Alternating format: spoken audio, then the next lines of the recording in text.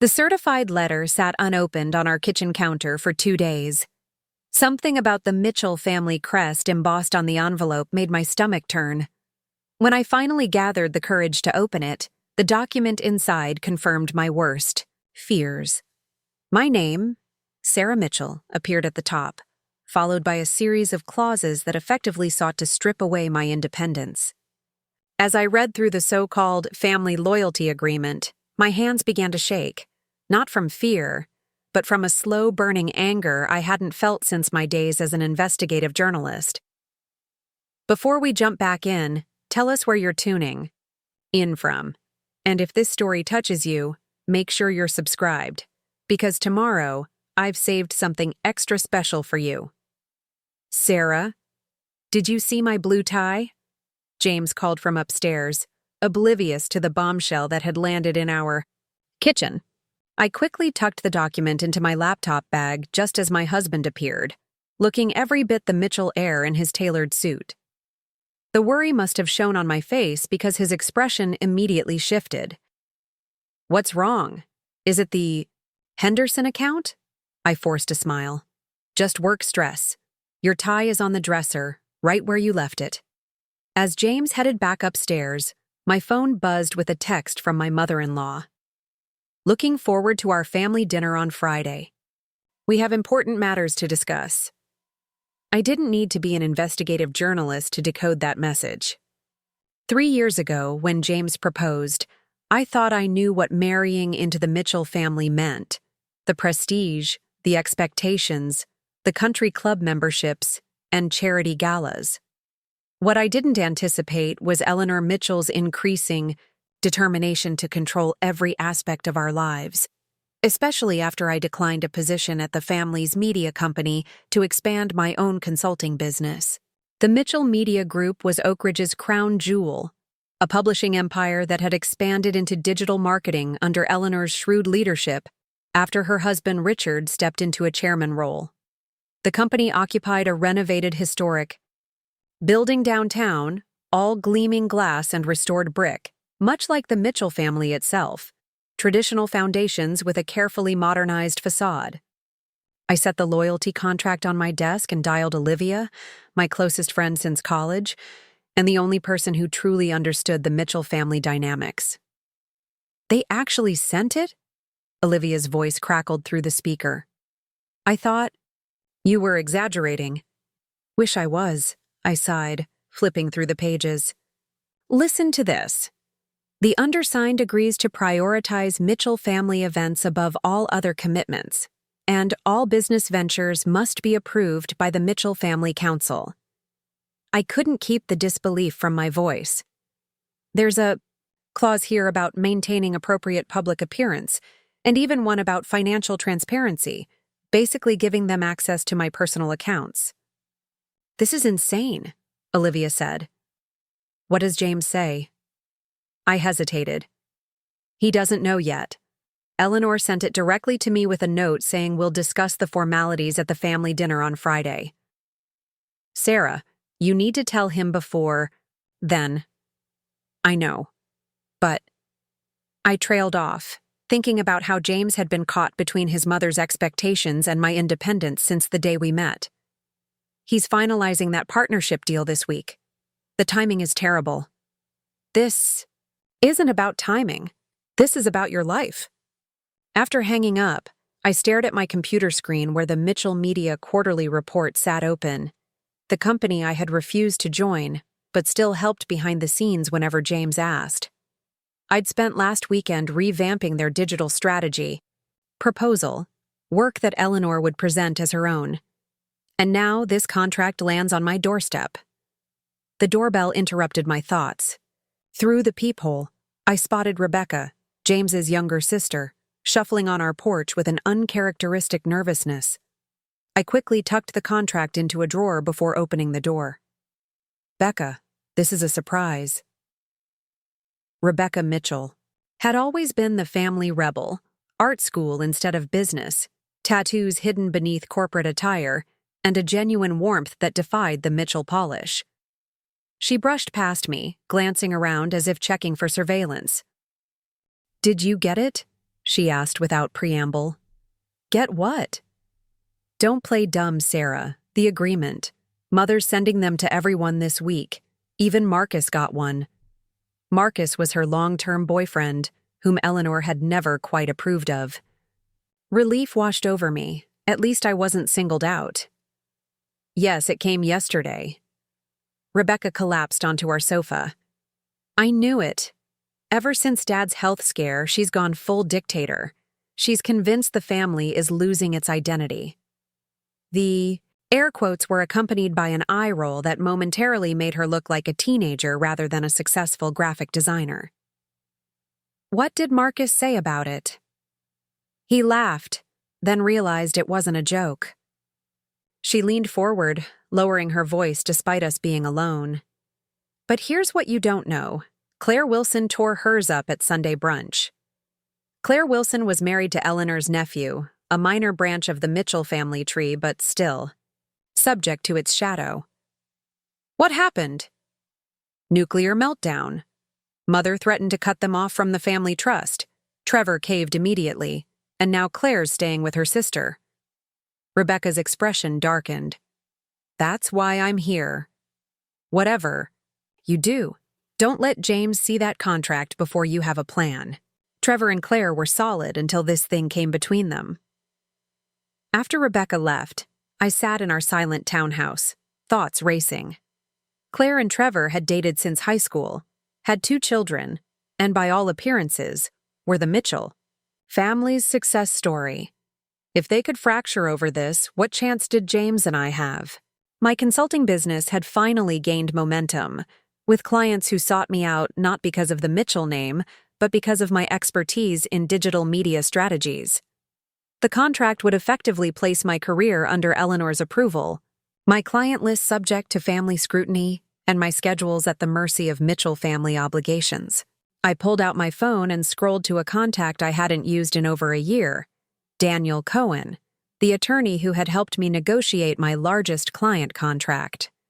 Daniel had a reputation for being ruthlessly effective while maintaining an almost pathological politeness. He'd once told me, I never raise my voice because I never have to. His assistant put me through immediately. Sarah Mitchell, he greeted me warmly. Please tell me you've landed another major client. Not exactly, I replied, then outlined the situation as clinically as I could. The silence on the other end stretched for a moment before Daniel spoke again, his voice carefully measured.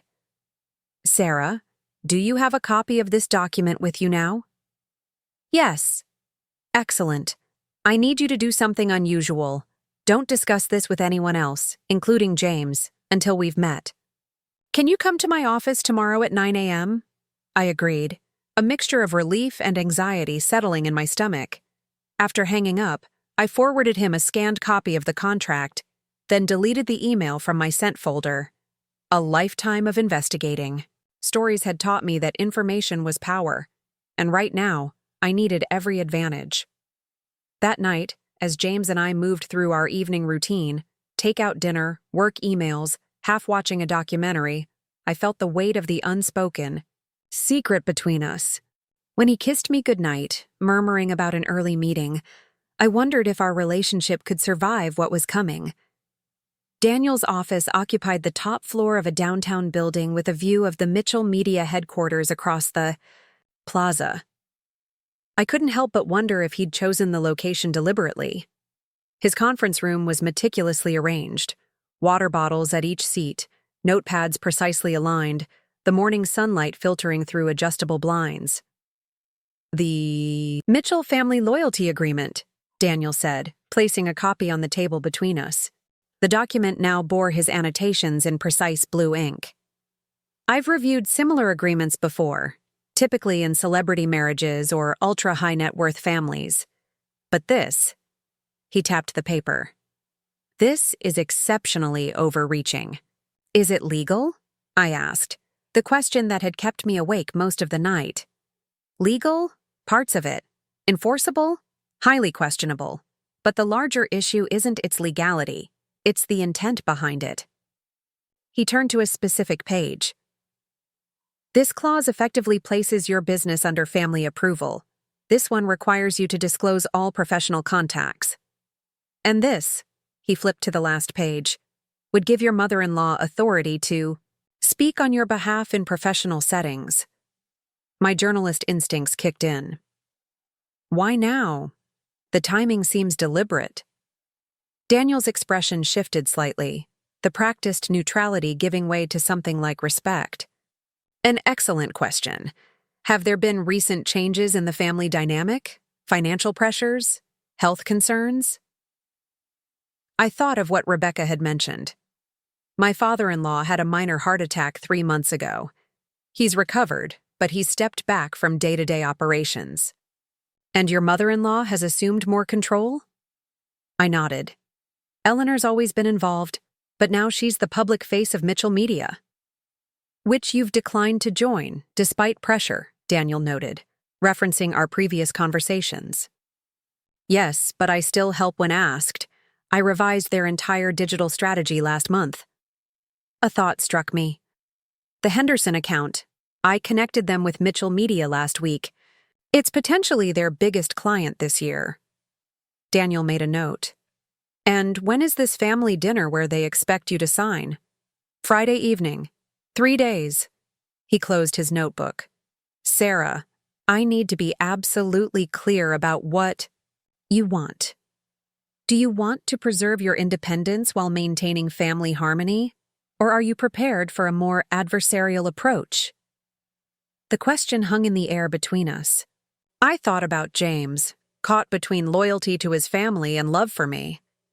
About the Mitchell legacy that was both his birthright and his burden. I want to stay married to James without becoming a Mitchell employee. I want respect for my career, without being seen as a threat to their legacy. Preparing and narrating this story took us a lot of time, so if you are enjoying it, subscribe to our channel. It means a lot to us. Now back to the story. I paused, finding the words. I want them to understand that controlling me will only push us both away. Daniel nodded, seemingly satisfied. Then we have work to do. At home, I found a voicemail from Eleanor. Sarah, dear, I hope you've had time to review the family agreement. We'll expect your thoughts on Friday. James mentioned you've been working late. Do try to get some rest. Appearances matter at the Hendersons' reception next week. The casual mention of my work schedule confirmed what I'd suspected. Eleanor was monitoring me more closely than I'd realized. I deleted the message and called James. Can you meet for lunch? I asked when he answered. The background noise suggested he was at the Mitchell Media offices. I'm swamped with the Henderson presentation, he replied. Mother's added 15 slides to my section. It's important, James. The hesitation told me everything about the pressure he was under. Okay, golden pair at 1? The golden pair was busy enough to provide anonymity, but quiet enough for conversation. Neutral territory between my office and his. James arrived looking harried, his normally immaculate appearance slightly rumpled. What's so urgent? He asked after ordering coffee. Is it your mother? Is she ill? The genuine concern in his voice made what I had to do even harder. I reached into my bag and placed the contract on the table between us. Your mother sent this to me. Apparently, I'm expected to sign it on Friday. James stared at the document, confusion giving way to recognition, then dismay. He picked it up, flipping through pages with increasing agitation. I had no idea, he said finally, looking up at me. Sarah, I swear I didn't know about this. I believe you. And I did. James had always been transparent, sometimes to a fault. But it doesn't change the fact that your mother expects me to sign away my independence. This isn't like her. She's been under tremendous pressure since Dad's heart attack, and the board is questioning her leadership capabilities. She's probably just trying to solidify the family's position. By controlling your wife, by undermining my business. I kept my voice low despite the anger rising in my chest. Rebecca says Claire got the same contract and refused to sign. Now she and Trevor are separated. James paled. Trevor didn't mention anything. Would he? With Eleanor monitoring everyone's communications? That's not fair. Mothers. Protective, not controlling. I reached across the table and took his hand. James, I love you. But this isn't normal. No healthy family requires a loyalty oath. He withdrew his hand to run it through his hair, a gesture I recognized from countless moments of stress throughout our relationship. What do you want me to do?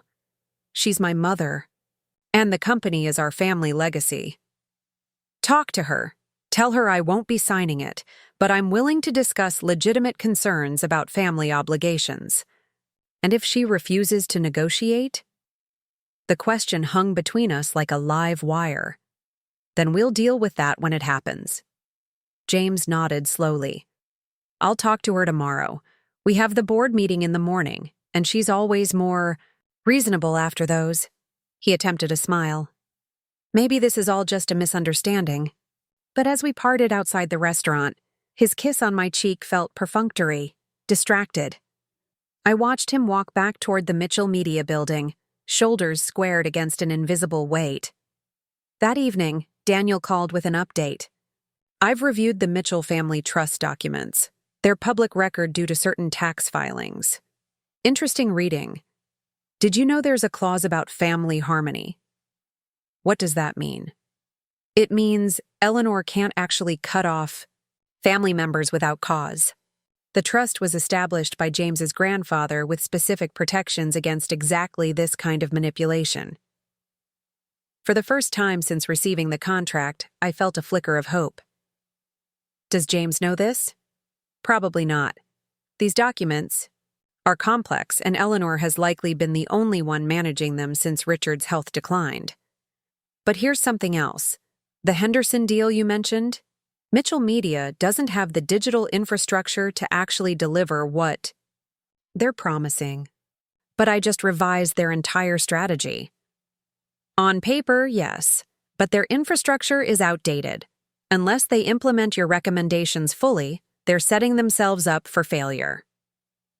The implications weren't lost on me. And if they fail to deliver for their biggest potential client? Exactly. Eleanor needs your expertise more than she's admitting, which gives us leverage. Us? You asked for my help, Sarah. That makes it us. His tone remained professional, but I detected a warmth that reminded me why I'd chosen him in the first place. Now, about Friday's dinner. The next day passed in a blur of client calls and strategy sessions, my consulting work a welcome distraction from the looming confrontation. James texted after the board meeting. Mother's in a mood. Board questioned Q3 projections. Dinner tomorrow still on. Love you. No mention of our conversation or the contract. The knot in my stomach tightened. That night, as we prepared for bed, James finally broached the subject. I tried to talk to Mother about the agreement. I set down my book. And? She said it's non-negotiable. All Mitchell spouses are signing it. He sat heavily on the edge of the bed. She mentioned your connection to the Henderson account. Said you were trying to undermine Mitchell Media by steering them toward your independent consultancy. That's ridiculous. I referred them to your company. I know that, but Mother's convinced there's a conflict of interest. She's worried about the family's reputation if the Hendersons were to split their business between Mitchell Media and independent consultants. I could almost admire the manipulation if it weren't so transparent. Eleanor was using James's devotion to the family business as leverage against me. And what do you think? I asked, watching him carefully. James looked exhausted, the weight of divided loyalties evident in the slump of his shoulders. I think my mother is terrified of losing control, and my wife is determined not to be controlled. And I'm caught in the middle, loving you both. I moved to sit beside him, taking his hand. What if you didn't have to choose? What if there was a way for your mother to maintain the family legacy without compromising my independence? He looked skeptical, but hopeful. Do you have something in mind? Maybe. But I need you to trust me tomorrow night. No matter what happens at dinner, remember that everything I do is because I love you and respect your family's legacy. James studied my face, then nodded slowly. I trust you. As he drifted off to sleep beside me, I sent a final text to Daniel. All set for tomorrow. James knows something's coming, but not what. Eleanor's using the Henderson account as leverage. His response came immediately. Perfect. See you at a TUII. 7:30. Friday dawned bright and clear, the kind of autumn day that showcases Oak Ridge at its best. Leaves turning on the old oaks that gave the city its name, historic buildings glowing in the golden light. I spent the morning finalizing a presentation for a new client, then the afternoon preparing for the evening ahead. The Mitchell family dinner was being held at the Garden Room in the Oak Ridge Country Club, neutral territory that still fell, firmly within Eleanor's comfort zone. I dressed carefully in a navy blue suit that projected professional confidence without appearing confrontational, added my grandmother's pearl earrings for a touch of familial respect, and arrived precisely on time. The garden room lived up to its name with botanical murals covering the walls and fresh flower arrangements on every surface. The Mitchell family was already seated at the long table. Eleanor at the head, Richard beside her looking frailer than... I remembered James to her right, Rebecca and Marcus opposite them. 2 empty seats awaited me and, presumably, Daniel. Sarah, darling. Eleanor rose to greet me, immaculate in a tailored cream ensemble that probably cost more than my monthly rent. Her embrace was cool, perfunctory.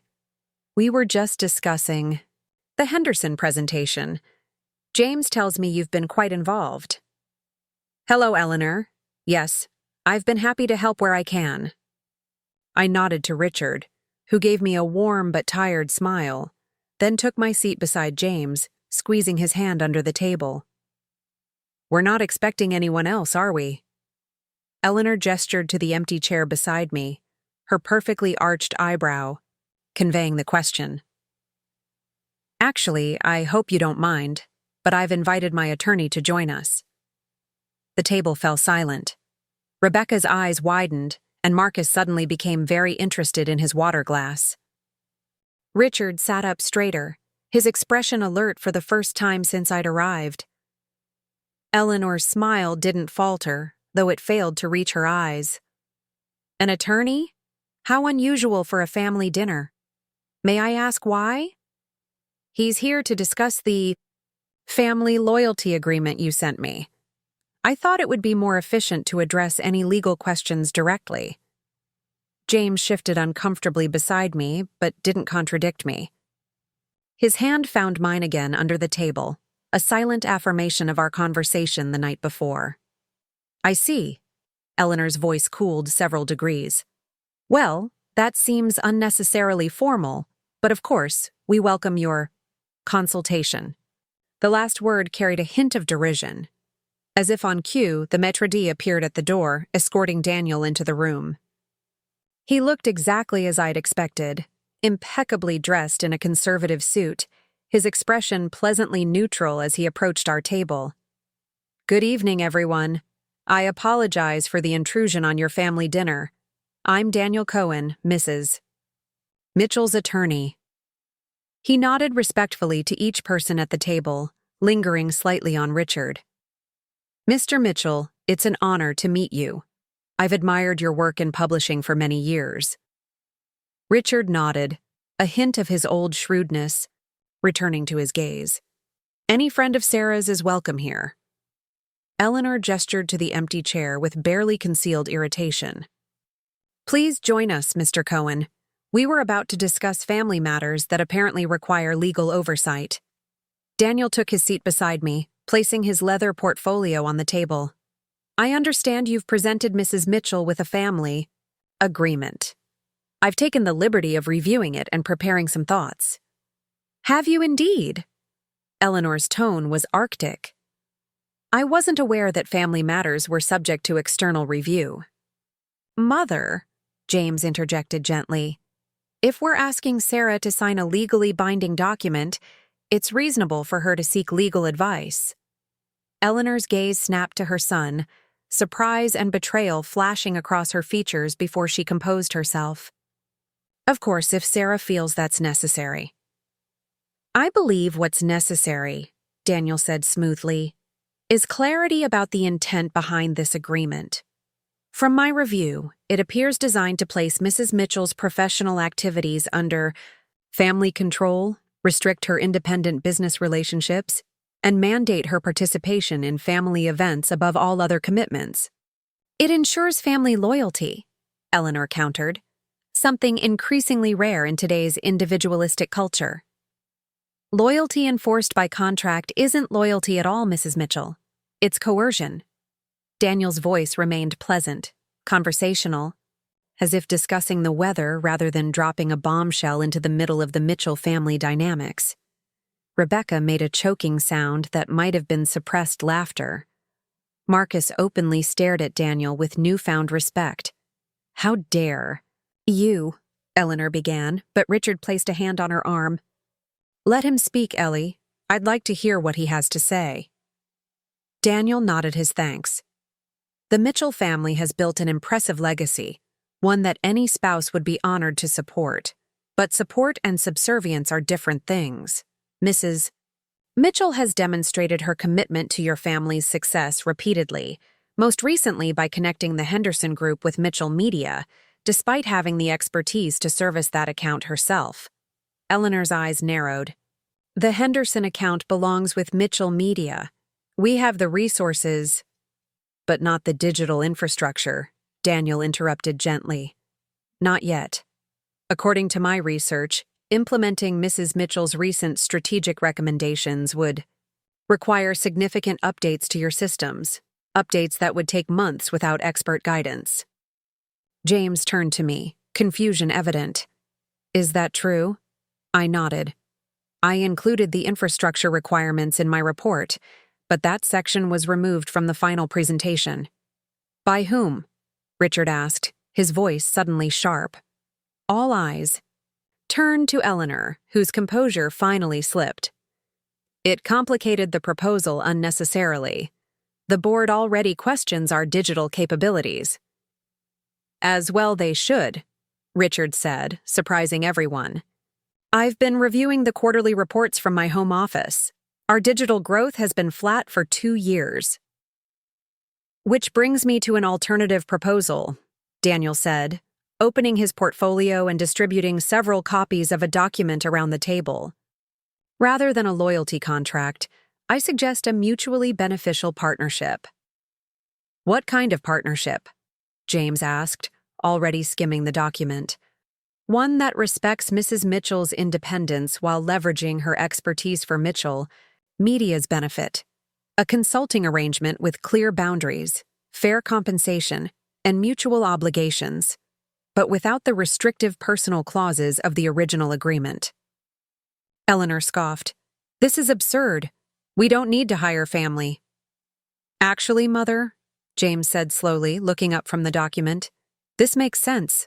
Sarah's digital strategy for the Henderson account is brilliant, but I've been worried about our ability to execute it, with her guidance. He turned to me. You'd really do this? Formally consult for us while maintaining your other clients? I would, I said, meeting his gaze. I've never wanted to see Mitchell Media fail, James. It's your heritage, part of who you are. I just can't sacrifice my own identity to preserve it.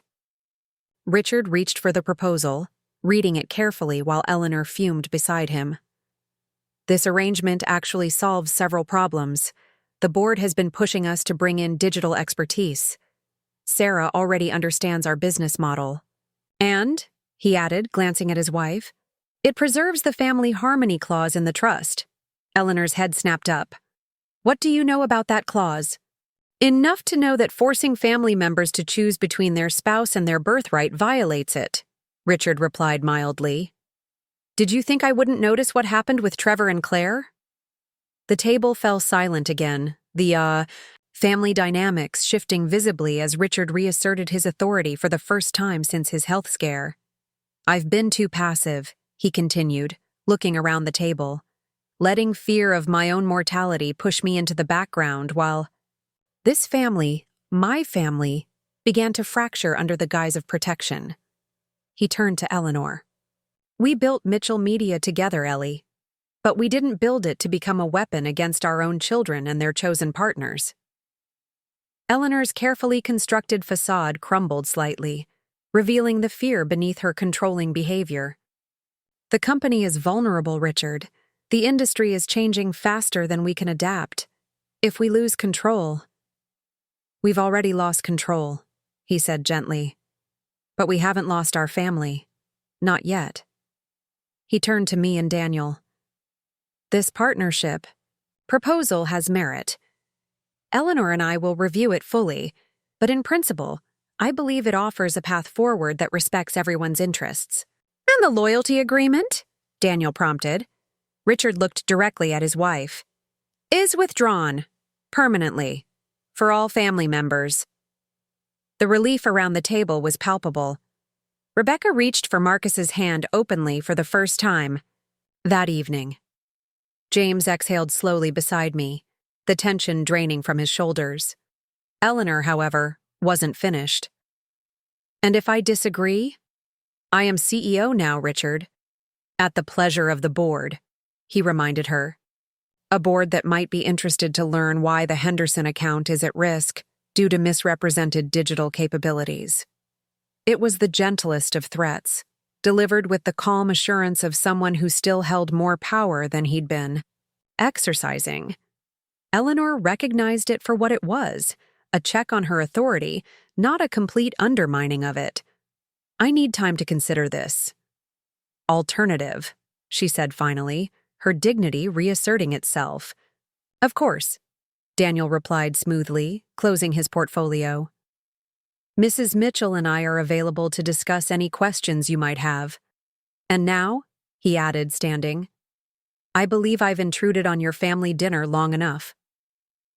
As Daniel made his farewells, I caught his eye, mouthing a silent thank you as he departed.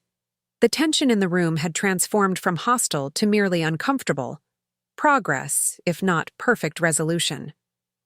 "Well," Rebecca said into the silence, "this is the most interesting family dinner we've had in years. Can we order now? I'm starving." The unexpected comment broke the remaining tension, drawing reluctant smiles even from Eleanor. As the waiter approached to take our orders, James squeezed my hand under the table one final time, not in anxiety, now, but in solidarity. The evening wouldn't resolve everything, I knew. Eleanor's need for control wouldn't disappear overnight, and the balance between family obligation and personal independence would require constant negotiation. But as I looked around the table, at Richard's renewed engagement, Rebecca's open defiance, James's quiet support, and even Eleanor's grudging reassessment, I realized we had taken the first step toward a new kind of family dynamic. One built on respect rather than control, on genuine loyalty rather than contractual obligation. Later that night, as James and I walked to our car under the oak trees of the country club grounds, he pulled me close. "That was either the bravest or the craziest thing I've ever seen. Which part?" I asked, leaning into his embrace. "Bringing your attorney to a Mitchell family dinner? No one challenges mother like that. Someone should have long ago." I looked up at him. "Are you upset?" He considered this, then shook his head. "Relieved? Actually, I've been caught between you and my family for so long that I'd forgotten there might be a middle path." He kissed me gently. "Thank you for fighting for us instead of just walking away." As we drove home through the quiet streets of Oak Ridge, I thought about the document that had started it all. The loyalty contract that had threatened everything I valued. Eleanor had tried to use it to formalize control over her family, never realizing that real loyalty couldn't be enforced through signatures and legal clauses. True loyalty, I reflected as James and I climbed the steps to our townhouse hand in hand, was what had brought me to that dinner table tonight. Not to surrender my independence, but to fight for a relationship worth preserving. It was what had given James the courage to support me even against his mother's wishes. And perhaps in time, it would be what helped Eleanor understand that letting go didn't mean losing her family, but rather allowing it to grow stronger in new and unexpected ways. The certified letter that arrived the following week bore the Mitchell family crest, just like the first one, but inside was a different kind of document, a formal consulting agreement, revised and signed by both Richard and Eleanor, with terms that respected my independence while valuing my contribution to the family business. Attached was a handwritten note from Richard. Loyalty isn't proven by what you're willing to sign, but by what you're willing to fight for. Welcome to the family, Sarah. The real one, not the one on paper. I tucked the note into my desk drawer, a reminder that sometimes the battles most worth fighting aren't against enemies, but for the people we love and the principles we believe in. The Mitchell family legacy would continue, but so would mine. Side by side, distinct but connected, exactly as it should be. Monday morning greeted me with a flurry of text messages from Rebecca. Holy thunderstorm, Sarah. Dad actually stood up to Mom. Are you free for coffee? We need to debrief. I smiled at her enthusiasm while preparing for my first client meeting of the day. The aftershocks of Friday's dinner were still reverberating through the Mitchell family, and I needed time to process everything myself before diving into family analysis with my sister-in-law. Rain check? I texted back, swamped with clients. Today? Tomorrow afternoon? Rebecca's response came immediately. Perfect. Golden pair at 3. Marcus says you're his new hero, by the way. He's drafting you for our family softball team. I laughed, feeling lighter than I had in weeks.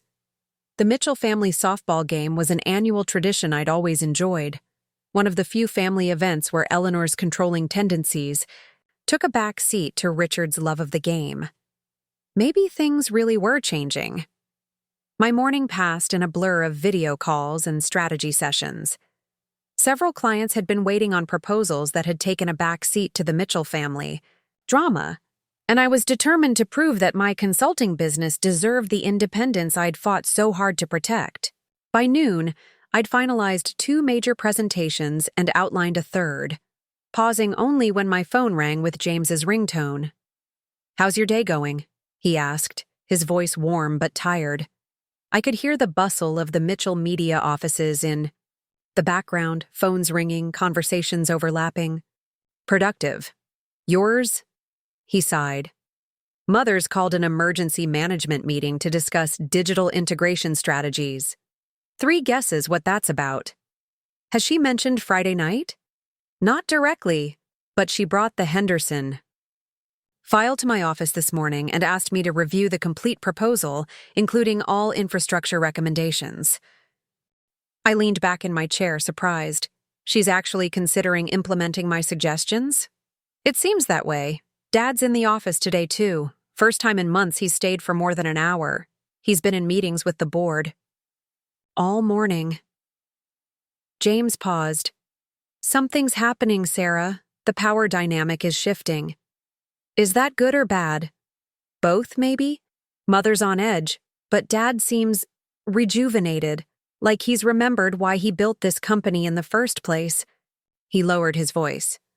Listen, can you come by the house tonight? Dad asked if we could have dinner, just the 3 of us. Richard wants to have dinner with us? Without Eleanor? That was unprecedented. In 3 years of marriage, I'd never had a private conversation with my father-in-law that wasn't observed by his wife. I know, it's strange, but I think it's important. Of course I'll be there. I hesitated, then asked the question that had been bothering me since Friday. James, are we okay? After everything that happened? His response was immediate. We're better than okay. I should have stood up to Mother years ago about how she treats you. I was so caught up in maintaining family peace that I didn't see the cost. The background noise on his end suddenly diminished, as if he'd moved to a quieter space. I'm proud of you, Sarah, for fighting for us in a way I wasn't brave enough to do. The simple sincerity in his voice brought unexpected tears to my eyes. I'll see you tonight, I managed. Tell your father I'm looking forward to it. After hanging up, I stared at my computer screen, the half-finished presentation forgotten. Something fundamental had shifted in my marriage, in the Mitchell family dynamics. I'd prepared for battle and found unexpected allies, Richard reasserting himself, James finding his voice, Rebecca and Marcus standing in solidarity. Even Eleanor, in her reluctant consideration of my digital strategy, was acknowledging my professional value, if not yet my personal autonomy. My phone buzzed with a text from Daniel. Just had an interesting call from Richard Mitchell. He'd like to meet tomorrow to discuss family business matters. Thoughts? The implications were significant. Richard reaching out directly to my attorney suggested he was serious about redefining the family's approach to spouses and boundaries. He's having dinner with James and me tonight, I replied. I'll let you know what comes up. Daniel's response was characteristically measured. Proceed with cautious optimism.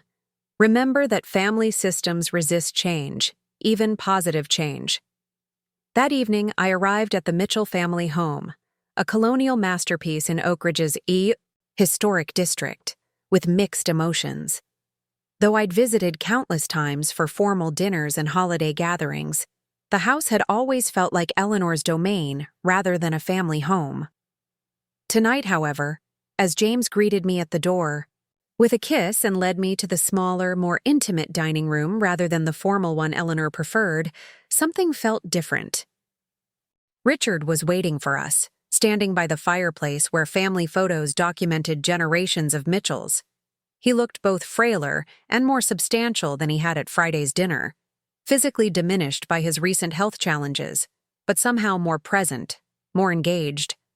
Sarah, he greeted me warmly, taking my hands in his. Thank you for coming. I realize this is unusual. Not at all, I said, embracing him gently. It's good to see you looking well. Looking well and feeling determined are two different things, he replied with a wry smile. Please, both of you, sit. Martha has prepared a simple dinner, and I've asked not to be disturbed.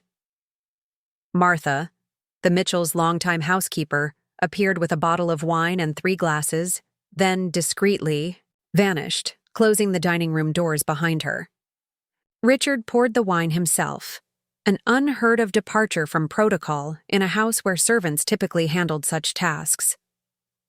Eleanor is at her book club, he said, answering the unasked question. An engagement I specifically encouraged her to keep, despite her reluctance. He settled into his chair at the head of the small table, James and I on either side of him. I owe you both an apology. James and I exchanged surprised glances. Dad, you don't... Richard held up a hand. I do, son. These past months, I've allowed fear to dictate my actions, or rather, my inaction. After the heart attack, facing my own mortality, I made the mistake of retreating when I should have been more engaged than ever. He took a sip of wine, gathering his thoughts. When I founded Mitchell Media, it was with a vision of creating a legacy that would outlive me, something meaningful to pass on to my children and their children. Somewhere along the way, protecting that legacy became more important than nurturing the family it was meant to serve. Martha reappeared with the first course, a simple soup that steamed gently in the elegant china bowls. Richard waited until she'd gone before continuing. Eleanor's loyalty contract wasn't created in a vacuum. For years, I tacitly approved her increasing control over family matters, believing it came from the same place as my own concerns, a desire to protect what we'd built together. I was wrong. What changed your mind? I asked gently. Richard's gaze met mine directly. You did, Sarah. You and that remarkable attorney of yours. Watching you fight for your independence while still showing respect for this family's traditions, it reminded me of what real loyalty looks like." He turned to James. "And seeing my son finally stand up for his wife, even against his mother's wishes, showed me that the Mitchell backbone hasn't disappeared entirely." James flushed slightly but said nothing, his attention fixed on his father's words. "The heart attack forced me to confront not just my mortality but the legacy I'm truly leaving behind. Is it Mitchell Media's balance sheet, the family name in the community? Or is it the values I've instilled in my children and the kind of relationships they're able to build?" Richard's voice grew stronger, more resolute. "I've decided it's the latter."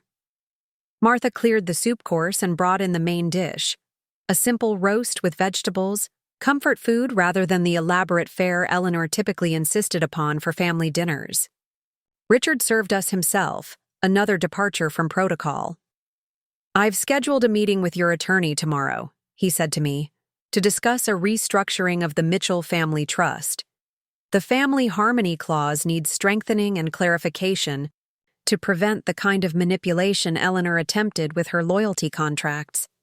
James set down his fork. "Dad, are you sure that's necessary? Mother seems to be accepting the partnership arrangement with Sarah." "Accepting it under duress, because I forced her hand," Richard corrected. "That's not sustainable.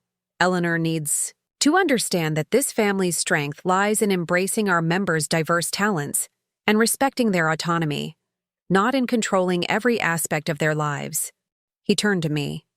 "Your consulting arrangement is a good start, Sarah, but it's a Band-Aid on a deeper wound.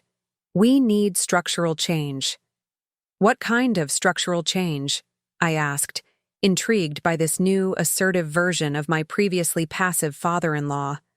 "For one, the family trust will be amended to explicitly prohibit coercive agreements as a condition of family inclusion.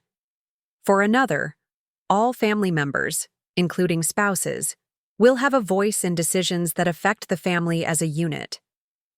He smiled slightly. "I'm also considering restructuring the company board to include more outside voices. We've been too insular for too long." James looked stunned. "Mother will fight you on all of this." "Yes, she will," Richard agreed calmly, "which is why I need both of you on board first. Eleanor responds to strength, not sentiment. If we present a united front, she'll eventually adapt." "Eventually" being the operative word, I murmured, thinking of my mother-in-law's formidable will. Richard's smile deepened, a hint of mischief lighting his tired eyes. "Eleanor didn't marry me just for my publishing prospects, you know. Before this heart slowed down, I could be quite stubborn myself when the situation called for it." He reached across the table, taking one of my hands and one of James's. "I let the balance of power shift too far. It's time to restore equilibrium, not just for our sakes, but for Rebecca's, for any grandchildren who might someday join this family.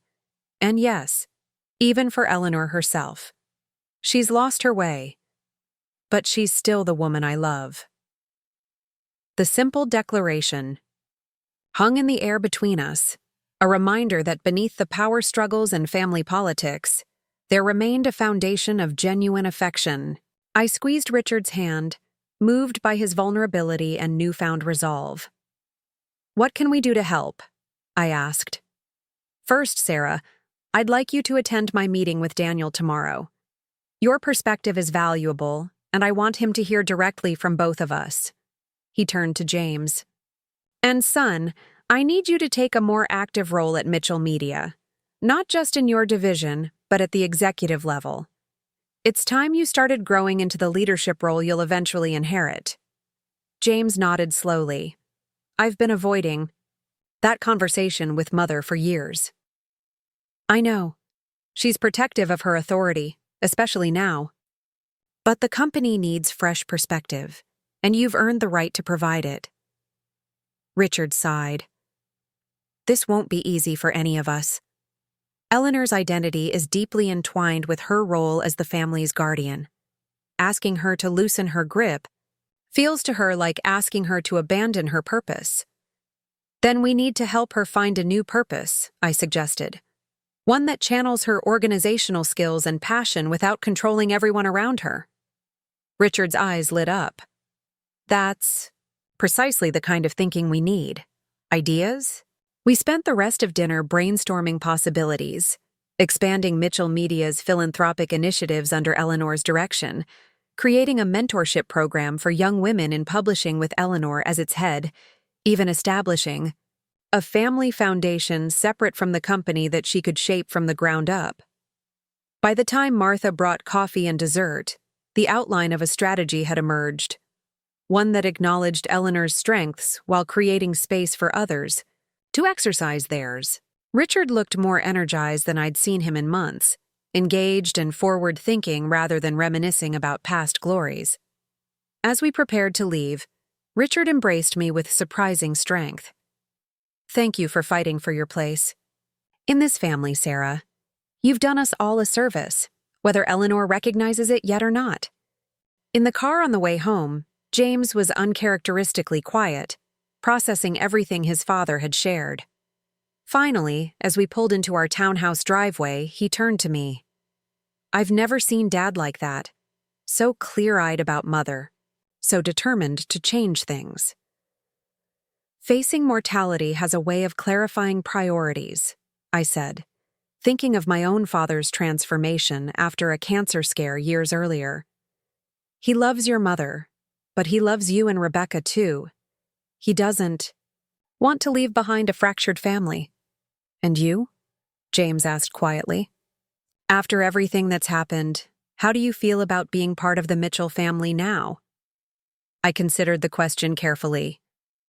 I married you, not your family name or your mother's approval, but I'd rather find a way to be authentically myself within the family than always positioned against it. I squeezed his hand.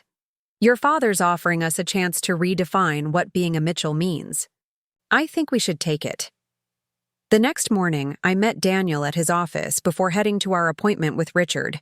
He was reviewing notes, his desk uncharacteristically cluttered with Mitchell Media annual reports and family trust documents. Richard called me at 6 a.m., he said by way of greeting. The man is remarkably well-informed for someone who's supposedly been disengaged from family business. I think he's been watching and listening more than anyone realized, I replied, settling into a chair. He sees everything that's wrong with the current family dynamic. And he's prepared to upend decades of tradition to fix it. Daniel shuffled his papers. This meeting isn't just about strengthening the family harmony clause, Sarah. Richard's talking about fundamentally restructuring how the Mitchell family operates, economically, socially, and legally. Is that even possible? The trust has been in place for generations. With the right provisions, yes. The original trust founder, James's great-grandfather, actually built in remarkable flexibility, perhaps anticipating that family needs would evolve over time. It's Eleanor who's been interpreting it narrowly, not the document itself. We continued our discussion on the way to the Mitchell estate, where Richard had asked to meet rather than at Daniel's office. The significance wasn't lost on either of us. This was family business, and Richard was reclaiming his territory.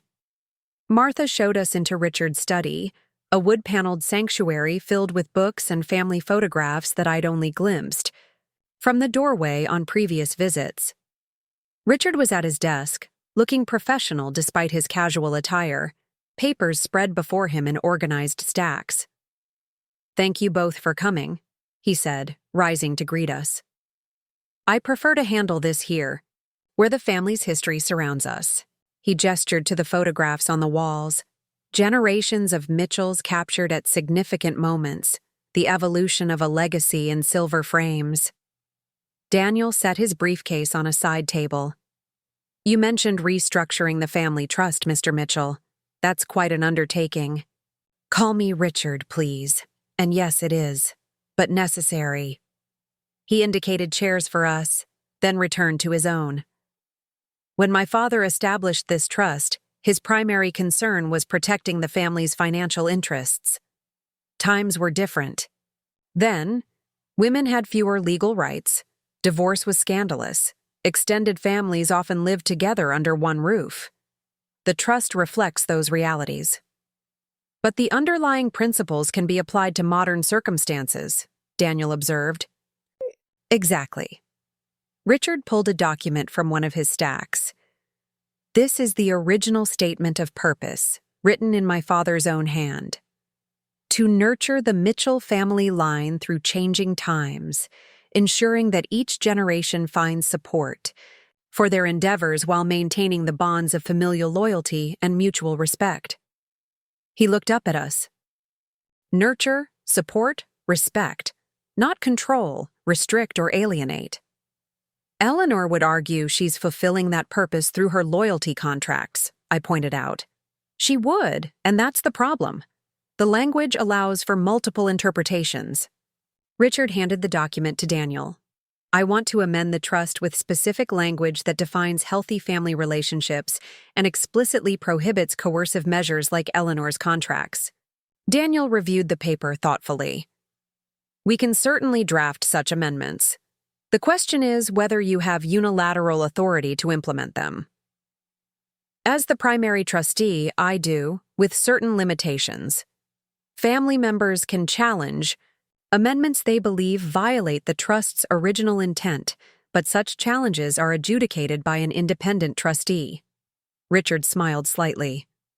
Fortunately, that position is currently held by my oldest friend from law school, who has watched Eleanor's controlling tendencies with growing concern for years. The next hour was spent outlining specific amendments, protections for spouses and partners, clearer definitions of family obligations that respected individual autonomy, mechanisms for resolving disputes that didn't place all authority in one person's hands. Richard's legal background was evident in his precise language and thoughtful structure. There's one more element I want to address, he said, as our discussion wound down. The leadership of Mitchell Media itself. Daniel and I exchanged glances. That's separate from the family trust issues, Daniel noted. Yes and no. The trust controls voting shares in the company, which effectively determines board composition and executive appointments. Richard's expression grew more serious. I've allowed Eleanor to consolidate too much control over both the family and the business. It's created a dangerous situation where crossing her in one arena means risking relationships in the other. The consulting arrangement we proposed begins to separate those spheres, I suggested. It does, and it's a good start. But we need to go further. Richard leaned forward, his energy belying his recent health struggles. I'm proposing a significant restructuring of Mitchell Media's executive team. Eleanor will remain CEO, but with a more clearly defined role focused on client relationships and public representation, her strengths. James will be promoted to Chief Operating Officer, with direct authority over day-to-day operations. And we'll create a new position, Chief Digital Officer, with authority to modernize our technological infrastructure and digital strategy. I immediately understood where he was heading. You want me to take that position. I want to offer you that position, Richard corrected. As a legitimate executive role, separate from your consulting business, which you would be free to maintain. This isn't about forcing you into the family business, Sarah. It's about recognizing that you have expertise we desperately need and offering you a meaningful way to contribute that respects your professional identity. Daniel's expression remained neutral, but I caught the slight raise of his eyebrow, his tell for when something surprised him. That's quite a restructuring. How do you anticipate Eleanor will respond? Poorly, at first, Richard admitted. But I've thought this through. The board already recognizes our digital weaknesses. They've been pushing for outside expertise for months. The Henderson account has highlighted the urgency. And Eleanor herself acknowledged the value of Sarah's input, however reluctantly, by including her recommendations in the final proposal. Timing will be crucial, Daniel observed. Implementing too many changes simultaneously could create unnecessary resistance. Richard nodded. I agree. The trust amendments come first. They establish the new foundation for family relationships. Once those are in place, we'll address the company restructuring. He turned to me. This is contingent. On your interest, of course, Sarah. I won't pressure you into a role you don't want. I considered the proposal carefully. A dedicated executive position focused on digital strategy would allow me to influence Mitchell Media's direction without sacrificing my independence. It would also position me as a professional in my own right within the company, not merely James's wife. I'm interested in exploring it, I said finally, but I'd need guarantees of genuine authority, not a ceremonial title designed to bring me into the fold while limiting my actual influence. Of course, Richard agreed immediately. Daniel can help us draft a position description with clearly defined responsibilities and authority. This isn't a token gesture, Sarah. It's a recognition that Mitchell Media's future depends on evolving beyond the limitations of our traditional approach. Daniel made a note. We should discuss compensation separately to ensure everything is handled at arm's length and avoids any appearance of impropriety. Absolutely. Richard gathered his papers, signaling the end of our formal discussion. One more thing. I've invited Rebecca and Marcus to dinner tomorrow night to discuss these changes. I'd like both of you to attend as well. Eleanor will be there, and I want her to see that this isn't a rebellion against her authority, but a family realignment that includes her in a new way. As Daniel and I prepared to leave, Martha appeared at the study door. Mr. Mitchell, Mrs. Mitchell has returned. She's asking for you in the main parlor. Richard's expression didn't change, but I noticed his shoulders straighten almost imperceptibly. Thank you, Martha. Please tell her I'll be there shortly after I've concluded my meeting. It was a small assertion of independence, but significant. In a household where Eleanor's summons were typically treated as immediate commands. Martha nodded and withdrew, her eyes registering surprised approval. This is just the beginning, Richard said quietly. The real work starts when Eleanor realizes these changes aren't temporary accommodations, but permanent shifts in how this family operates. He escorted us to the side entrance of the house, away from the main parlor where Eleanor waited. Thank you both for your help. I'll see you tomorrow evening. In the car, Daniel was uncharacteristically silent, processing everything we'd discussed. Finally, as we neared his office, he spoke. Richard Mitchell is an impressive man. I underestimated him. So did Eleanor, I replied. So did we all. He's taking significant risks, with his marriage, with the family business, with generations of established patterns. Daniel glanced at me. Are you prepared for the consequences if this goes sideways? Eleanor won't surrender control easily. I thought about James's newfound willingness to stand up to his mother, about Rebecca and Marcus's solidarity, about Richard's quiet determination to correct course before it was too late. I think we all understand the risks, I said finally. But continuing on the current path isn't an option, not for the business, not for the family relationships, and certainly not for my marriage. Something has to change. Indeed. Daniel pulled into his parking space. Well, tomorrow's dinner should be illuminating. I suggest you prepare yourself for considerable resistance. That was an understatement. As I drove home, I thought, about the forthcoming family dinner, Eleanor would be taken by surprise, confronted with challenges to both her personal authority and her professional role. The potential for conflict was enormous, but so was the potential for healing. Richard wasn't seeking to punish Eleanor or diminish her contributions. He was trying to restore balance to a family system that had tilted dangerously toward control and away from trust. If she could see that, if she could recognize that her value to the family transcended her ability to direct everyone's choices, there was hope for genuine reconciliation. My phone buzzed with a text from James. Mother knows something's up. Dad emerged from his study looking suspiciously energized, according to her. "She's interrogating Martha about your visit. Dinner tomorrow will be interesting." I smiled at the understatement. Interesting didn't begin to cover it.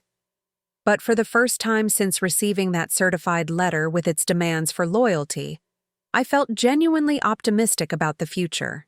Not just my place in the Mitchell family, but the family's ability to evolve without fracturing. Whether Eleanor would share that optimism remained to be seen.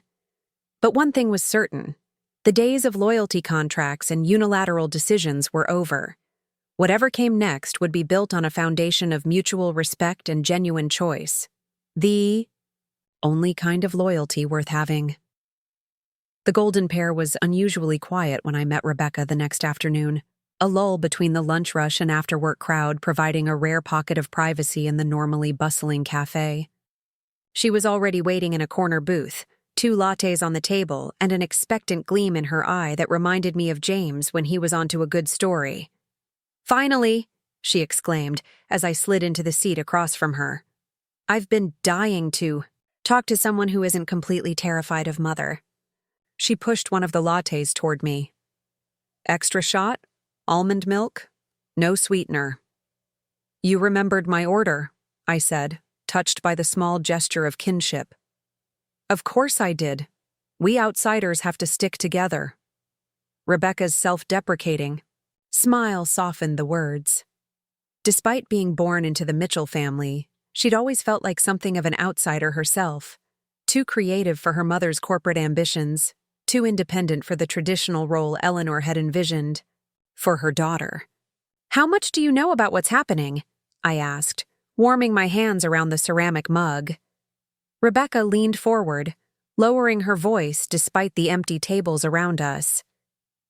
"I know Dad met with you and your lawyer yesterday.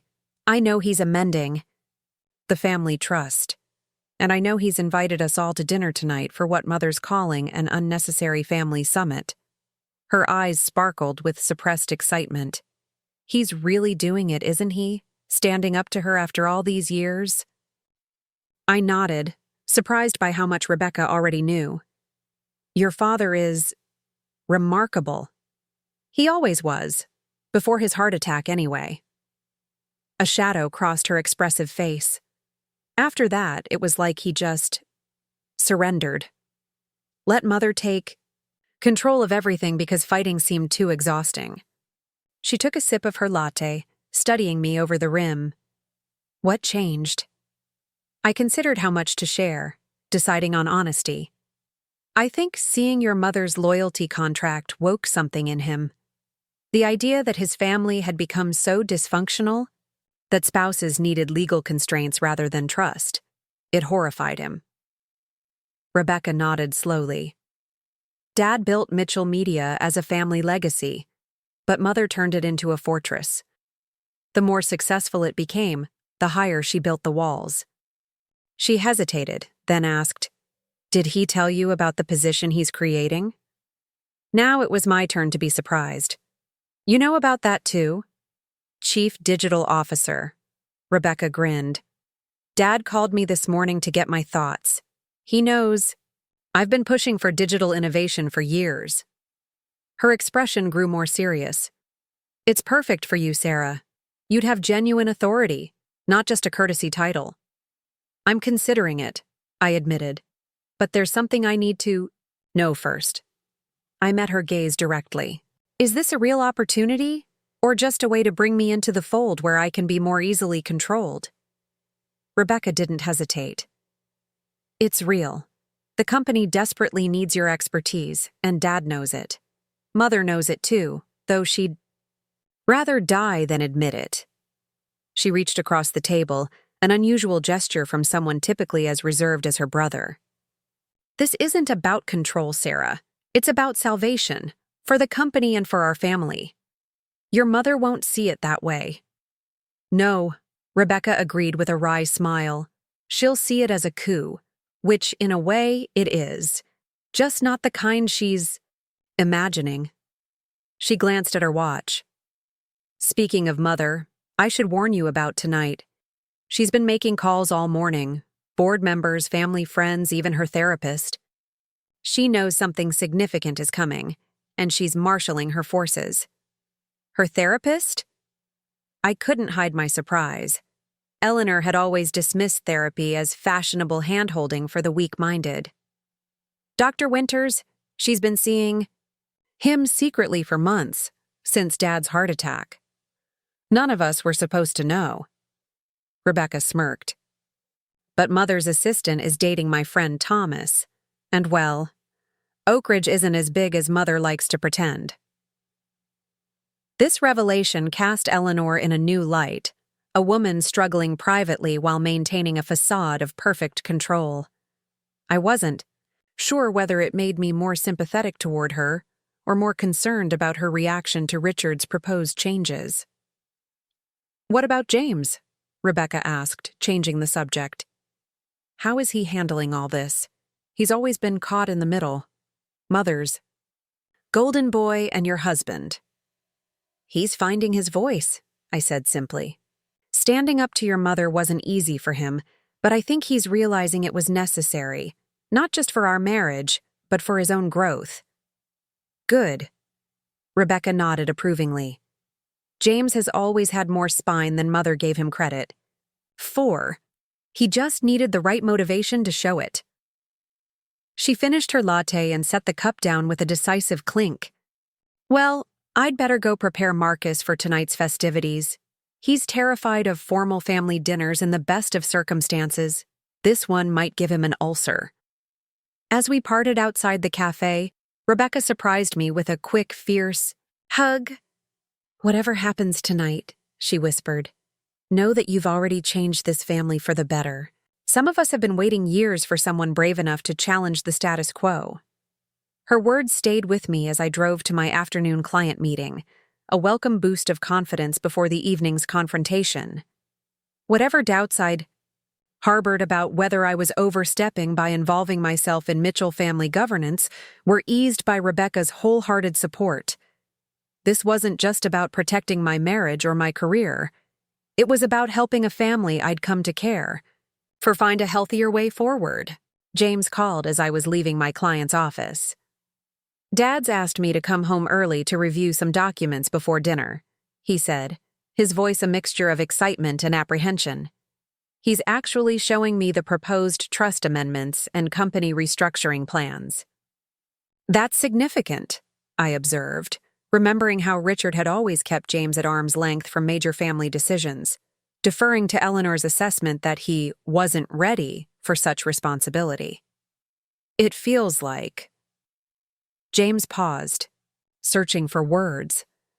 "Like he's finally seeing me as a partner rather than a successor in waiting. Someone whose input matters now, not just someday in the distant future." The wonder in his voice made my heart ache for all the years he'd spent seeking his parents' approval while never quite feeling he'd earned it. "You deserve this, James. You've more than proven yourself." "We both have," he replied warmly. "I'll see you at the house at 7? "I'll be there." I hesitated, then added, "James, whatever happens tonight with your mother, we'll face it together," he finished for me. "As a team, the way we should have been all along." The sentiment carried me through the rest of my afternoon as I prepared for the evening ahead. I chose my outfit carefully, a tailored charcoal suit that projected professionalism without aggression, paired with a silk blouse in a soft blue that Eleanor had once grudgingly complimented. My grandmother's pearls completed the ensemble, a touch of personal heritage to remind me of my own family's strength. Daniel met me at the entrance to the Mitchell estate, his presence another statement about the evening's significance. "Ready for this?" he asked as we walked up the immaculate stone path to the main entrance. "As ready as I'll ever be," I admitted. "Eleanor's been preparing all day, according to Rebecca." "Good," Daniel said, surprising me. At my questioning look, he explained, "When people over-prepare, they tend to plan for scenarios that fit their expectations. What's coming tonight doesn't fit any scenario Eleanor Mitchell has imagined. The surprise will work to our advantage. Martha welcomed us at the door with unusual warmth, taking our coats and informing us that the family is gathering in the main parlor before dinner. Her emphasis on the family, including me, felt deliberate, a small but meaningful show of support. The main parlor was Mitchell grandeur at its most intimidating. Soaring ceilings, ancestral portraits, antique furniture arranged for impressive display rather than comfortable conversation. Eleanor stood near the fireplace in a tailored burgundy dress that emphasized her still elegant figure, speaking quietly to a silver-haired man I recognized as Thomas Bradford, the Mitchell Media Board chairman. Richard sat in his favorite leather chair, engaged in conversation with James and Rebecca, while Marcus hovered nervously near a side table laden with drinks. Eleanor's eyes narrowed almost imperceptibly as Daniel and I entered, the only sign that our arrival had disrupted her composure. "Sarah, dear," she called, her voice carrying across the room with practiced projection. "And Mr. Cohen. What an unexpected pleasure." "Not unexpected at all, Eleanor," Richard replied before I could respond. "I specifically invited Daniel to join us. These family discussions will have legal implications we'll all want to understand clearly." The room fell silent at his direct contradiction of his wife, a rare occurrence in the carefully choreographed dynamics of Mitchell family gatherings. Eleanor's smile remained fixed, but a flush crept up her neck, betraying her surprise. "Of course," she recovered smoothly. "How thoughtful, Richard. Mr. Bradford was just leaving. An unfortunate prior engagement." "Actually," Richard interrupted again, rising from his chair with deliberate care, "I asked Thomas to stay for the beginning of our family discussion. As board chairman, he should be aware of the changes we're considering." The tension in the room ratcheted higher. Eleanor's eyes darted between her husband and the board chairman, calculating rapidly. "Changes? To Mitchell Media? Surely any significant operational decisions would come through me first, as CEO." "Under normal circumstances, yes," Richard agreed mildly. "But these circumstances are far from normal, as your loyalty contract initiative demonstrated." The direct reference to the controversial contracts in front of the board chairman was a power move no one had anticipated, least of all Eleanor, whose composure visibly faltered. Thomas Bradford's eyebrows rose in polite inquiry, his gaze swinging between husband and wife with newfound interest. "Perhaps we should discuss this privately," Eleanor suggested, her tone hardening beneath its social veneer. "No." Richard's response was firm, but not unkind. "We've had quite enough privacy in this family. Too many decisions made in isolation, too many assumptions about what others think or need." He gestured toward the dining room. "Shall we move to dinner?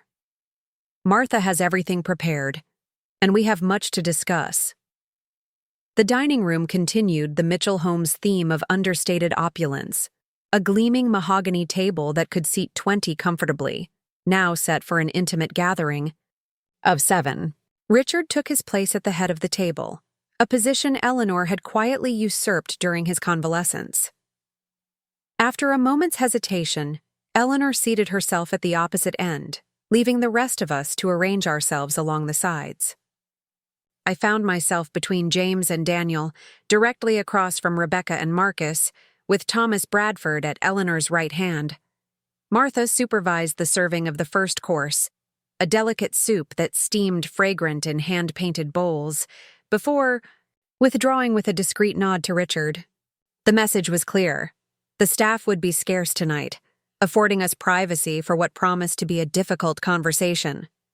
Richard waited until everyone had taken a few bites before setting down his spoon with deliberate care. "I've asked you all here tonight because the Mitchell family stands at a crossroads," he began, his voice steady despite the gravity of his words. "Recent events have made it clear that our current approach to family governance is not sustainable." Eleanor set down her soup spoon with more force than necessary.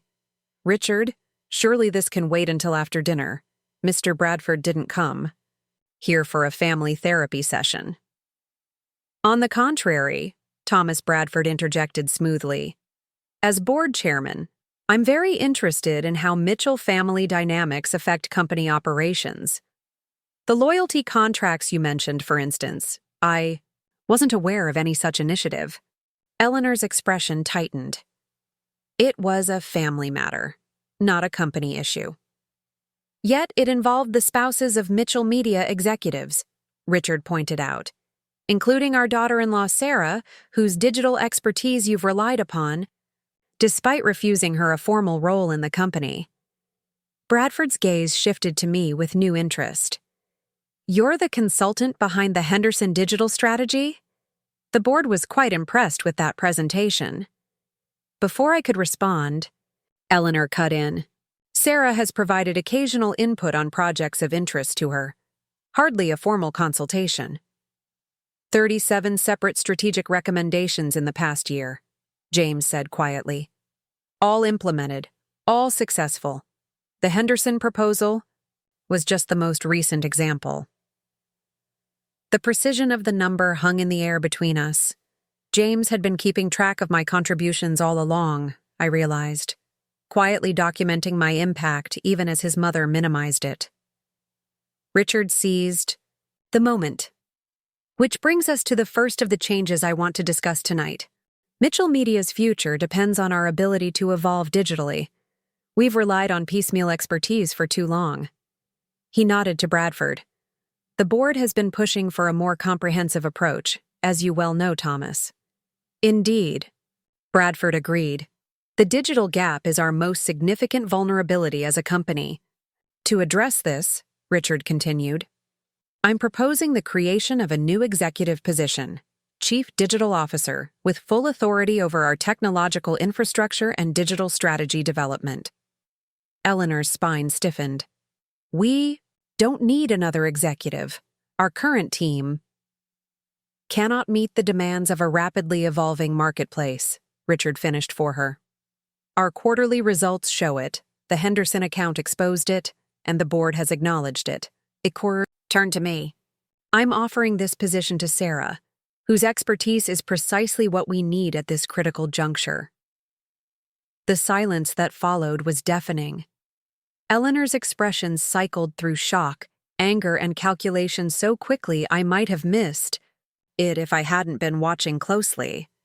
When she finally spoke, her voice was dangerously controlled. You want to appoint our daughter-in-law, who has repeatedly declined to join the family business, to an executive position with authority equal to my own? Without consulting me, the CEO? With authorities clearly delineated and distinct from yours, Richard clarified. Your strengths are in client relationships and public representation. Sarah's are in digital innovation and implementation.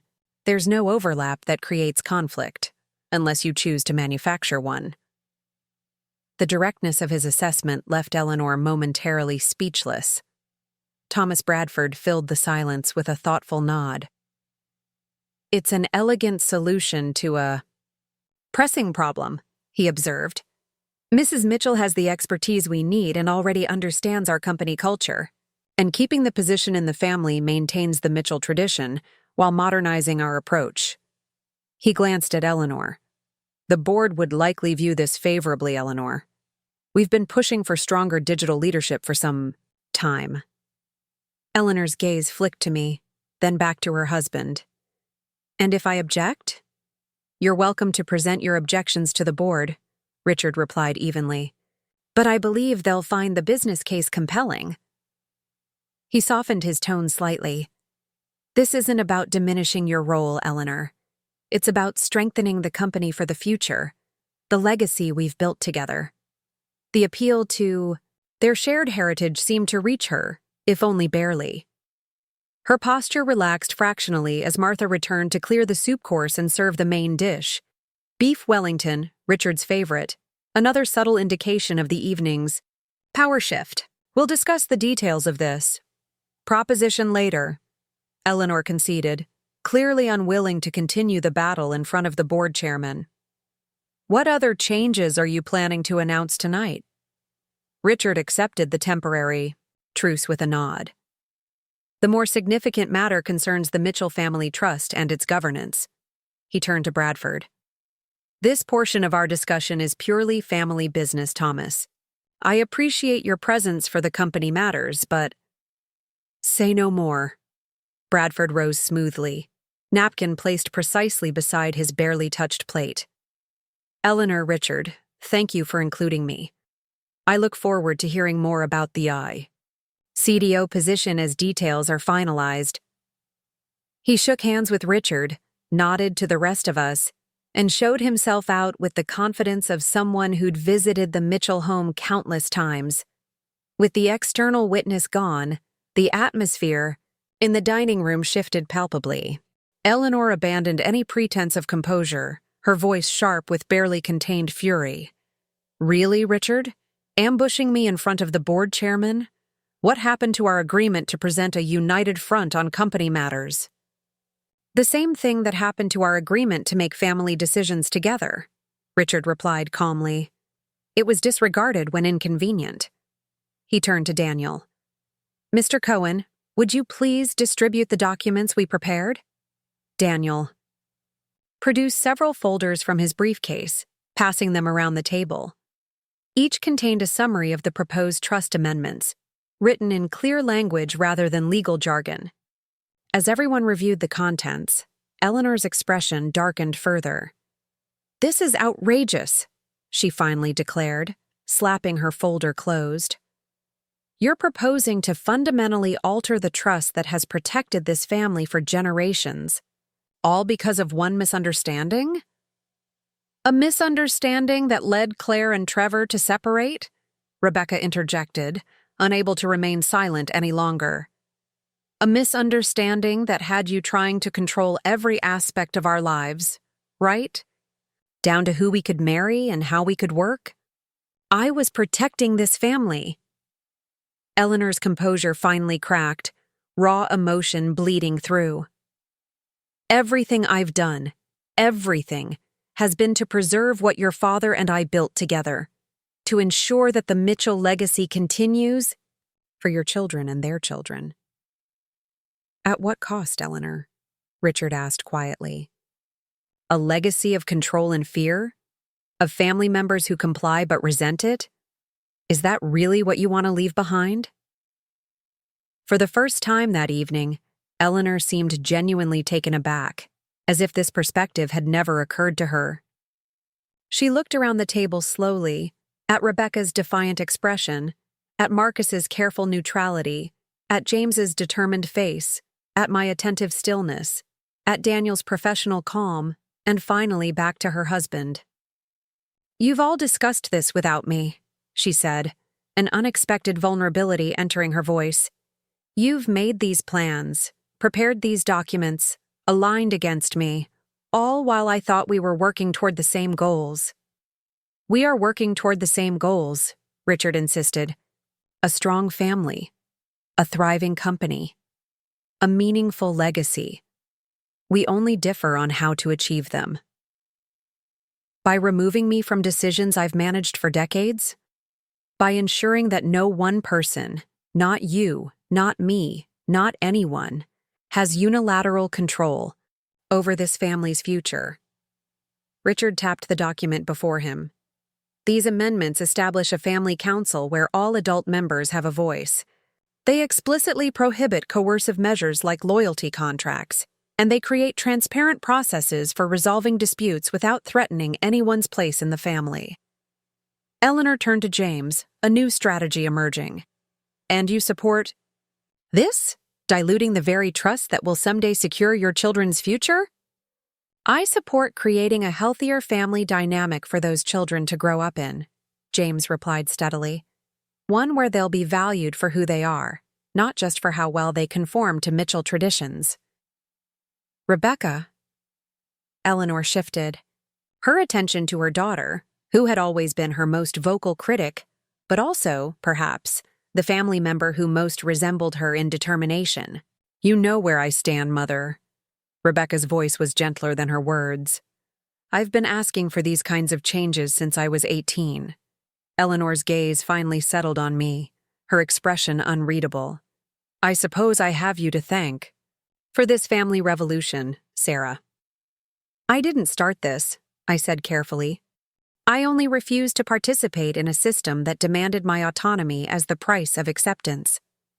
I held her gaze. We can both love this family, Eleanor, without agreeing on how to express that love. Something flickered in her eyes. Not surrender, exactly, but perhaps the first hint of reluctant recognition. She turned back to Richard, who had watched the exchanges with patient attention. You've clearly made up your mind, she said, her voice flat, and secured the necessary allies to implement these changes regardless of my objections. That's not entirely accurate, Richard replied. While I do have the authority as primary trustee to amend the trust, I would prefer to do so with your support. These changes don't diminish your importance to this family, Eleanor. They simply create space for others to contribute in their own ways. And the company position for Sarah? Is that also non-negotiable? The business case is solid, Richard said, but the specifics of the role, its scope, reporting structure, integration with existing teams, those are open for discussion. He glanced at me. Sarah has made it clear she won't accept a position without genuine authority, but I believe we can structure it in a way that complements your leadership rather than challenging it. Eleanor was silent for a long moment, her gaze moving from face to face around the table. Whatever she saw there seemed to shift something in her calculation. When she finally spoke, her voice had lost some of its edge. I need time to review these proposals properly and to consult with my own advisors. She looked directly at Daniel. I assume you'd have no objection to my seeking independent legal counsel on these matters?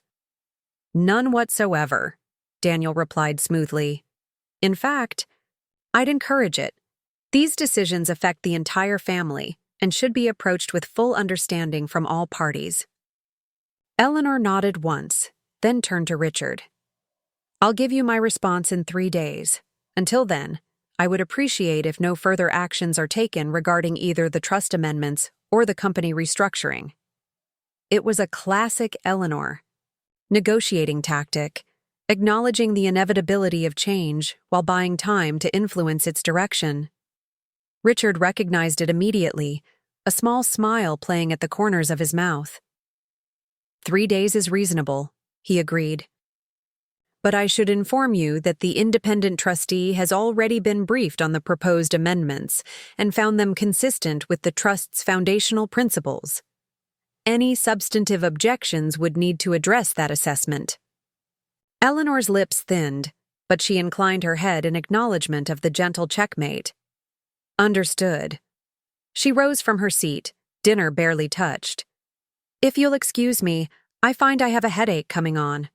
Please enjoy the rest of the meal. She left the dining room with her characteristic grace, back straight and head high despite the significant defeat she'd just suffered. As the door closed behind her, a collective breath seemed to release around the table. Well, Rebecca said into the silence, that went better than expected. At least no one got stabbed with a dessert fork. The tension broke, nervous laughter, rippling around the table. Richard shook his head in fond exasperation at his daughter's gallows humor, then turned to Daniel. What do you think? Will she fight us on this? Daniel considered the question with his usual care. She'll certainly try to modify elements that she finds most objectionable, but outright opposition seems unlikely given the board chairman's positive reaction to the CDO position and the independent trustee's preliminary approval of the trust amendments. He glanced toward the door Eleanor had exited through. Mrs. Mitchell is a strategic thinker. She knows when to cut her losses and focus on shaping what she can't prevent. That's my wife, Richard agreed, a complex mixture of exasperation and admiration in his tone. Always 3 moves ahead, even in retreat. He raised his wine glass. To family honesty, however uncomfortable it might be. We all drank to the toast, the atmosphere shifting toward cautious optimism. As Martha returned to serve dessert, a chocolate soufflé that Eleanor would normally have supervised personally, I found myself considering the evening's unexpected developments. Eleanor's request for time to review the proposals wasn't just a delaying tactic, it was also an acknowledgement that change was coming, whether she welcomed it or not. Her focus now would be on shaping that change to preserve as much of her influence as possible. 3 days, James murmured beside me, his thoughts clearly running parallel to mine. What do you think she'll do? Exactly what Daniel suggested, I replied quietly. Accept what she can't change, fight for modifications where she can, and look for ways to define the new reality in terms that still give her purpose and authority. And you'd be okay with that? Working with her at Mitchell Media after everything that's happened? I considered the question seriously. If the role is meaningful and my authority is real? Yes. Your mother and I will never be best friends, but we could be effective colleagues if the boundaries are clear. I squeezed his hand under the table. Besides, if these amendments go through, I'll have more than just my professional reputation protecting me. I'll have structural support from the family itself. James nodded slowly. It's strange to think of our family operating by formal rules and counsels rather than Mother's force of will, but also liberating. Across the table, Rebecca and Marcus had fallen into conversation with Richard, discussing potential improvements to the family's charitable foundation, another area where Eleanor had traditionally exercised unilateral control. Daniel observed them with professional interest, occasionally offering a clarifying point about legal structures. The scene struck me as a preview of the Mitchell family's possible future. More collaborative, more transparent, with space for multiple voices and perspectives. Whether Eleanor would find her place in this new reality remained to be seen, but the framework being established would make it possible for her to do so without dominating everyone around her. As the evening drew to a close, Richard walked us to the door, his energy remarkably sustained despite the emotional intensity of the dinner. Thank you all for your support tonight, he said, embracing James and me together. This is only the beginning, but it's a beginning I've been working toward for longer than you know. On the drive home, James was thoughtful, processing everything that had transpired. I've never seen Dad so purposeful, he observed. It's like he's reclaiming parts of himself that disappeared years ago. Your father is a remarkable man, I agreed. To recognize what needs changing in a system he helped create that takes unusual courage and humility. Do you think Mother will ever see it that way? I considered the question carefully. I think part of her already does. That's why she's retreated to regroup rather than continuing to fight tonight. The question is whether she can find a way forward that satisfies her need for purpose without controlling everyone around her. James nodded slowly. Dad once told me that Mother's greatest strength and greatest weakness are the same thing. Her absolute certainty that she knows what's best for everyone she loves. Breaking that pattern won't be easy for her. No, I agreed. But it's necessary, for her as much as for the rest of you. As we pulled into our townhouse driveway, James took my hand. Whatever happens with Mother, whatever she proposes after these 3 days, I want you to know that I'm with you. No more caught in the middle, no more divided loyalties. We face this together. I leaned across to kiss him, feeling a deeper connection than we'd shared in months. Together, I agreed. That's the only loyalty contract I'll ever need. The 3 days Eleanor had requested passed with unusual quietness. No calls, no texts, no impromptu visits to our townhouse, a stark contrast to her typically omnipresent influence in our lives. James reported that she'd been absent from Mitchell Media offices as well, delegating her meetings to senior staff while she worked from home. The building feels different, he observed over breakfast on the 3rd morning. People are talking more freely, making decisions without constantly looking over their shoulders for Mother's approval. Is that good or bad for operations? I asked, genuinely curious about the impact of Eleanor's temporary retreat. James considered this as he refilled his coffee cup. Both, honestly. There's more creativity, more open discussion of new ideas, but also some confusion about priorities and lines of authority. He smiled ruefully. Mother may be controlling, but she's also incredibly efficient. The company will need to find a new balance, I suggested. Structure without strangulation. That's a perfect way to put it. James glanced at his watch. Mother's requested a meeting with Dad at the house this afternoon. I'm not invited, but Rebecca is. This was surprising. Eleanor typically included James in all significant family discussions, viewing him as her natural ally. Why Rebecca and not you? Dad thinks she's trying to drive a wedge between us, get Rebecca on her side by making her feel specially chosen. He shook his head. If that's her strategy, she seriously misread the situation. Rebecca's been waiting years for these changes. I wasn't so sure. Eleanor was nothing if not shrewd about human dynamics. Or she knows exactly how Rebecca feels and is counting on your sister's natural contrarianism. If everyone expects Rebecca to oppose her, maybe the quickest way to get Rebecca reconsidering is to make her feel like she's now the insider while you're excluded. James blinked, then laughed. That's disturbingly plausible. I should call Becca, warn her. I wouldn't, I cautioned. Rebecca's smart. Treating her like she needs to be protected from your mother's manipulation would play right into Eleanor's hands. Trust your sister to recognize the tactics for what they are. He nodded slowly. You're right. Becca would hate being warned, off like she's vulnerable to mother's influence. His phone buzzed with a calendar reminder. I need to get to the office. The Henderson team is coming in for a progress update, and I want to review the presentation before they arrive. As he gathered his things, I asked the question that had been lingering since our confrontation with Eleanor. What do you think your mother will propose today? Some kind of counteroffer to Richard's amendments? James paused at the door, his expression thoughtful. That would be the logical move. But with Mother, he shook his head. She hates being predictable almost as much as she hates being outmaneuvered. Whatever she's planning, it won't be what any of us expect. His assessment proved prescient.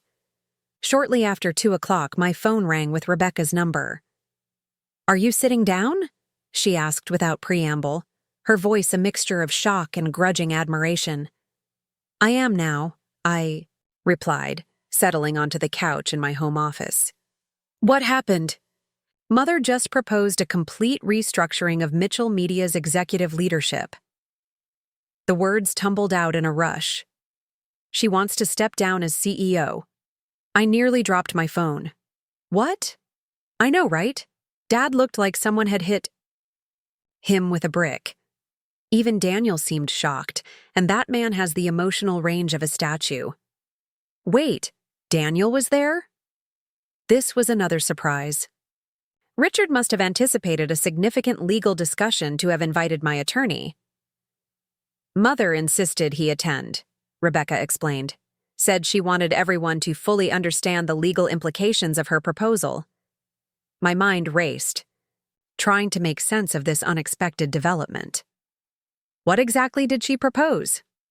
A 3-phase leadership transition. Phase 1.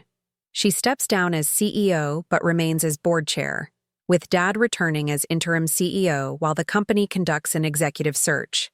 Phase 2. A new CEO is appointed from outside the family, with a clear mandate to modernize operations. Phase 3.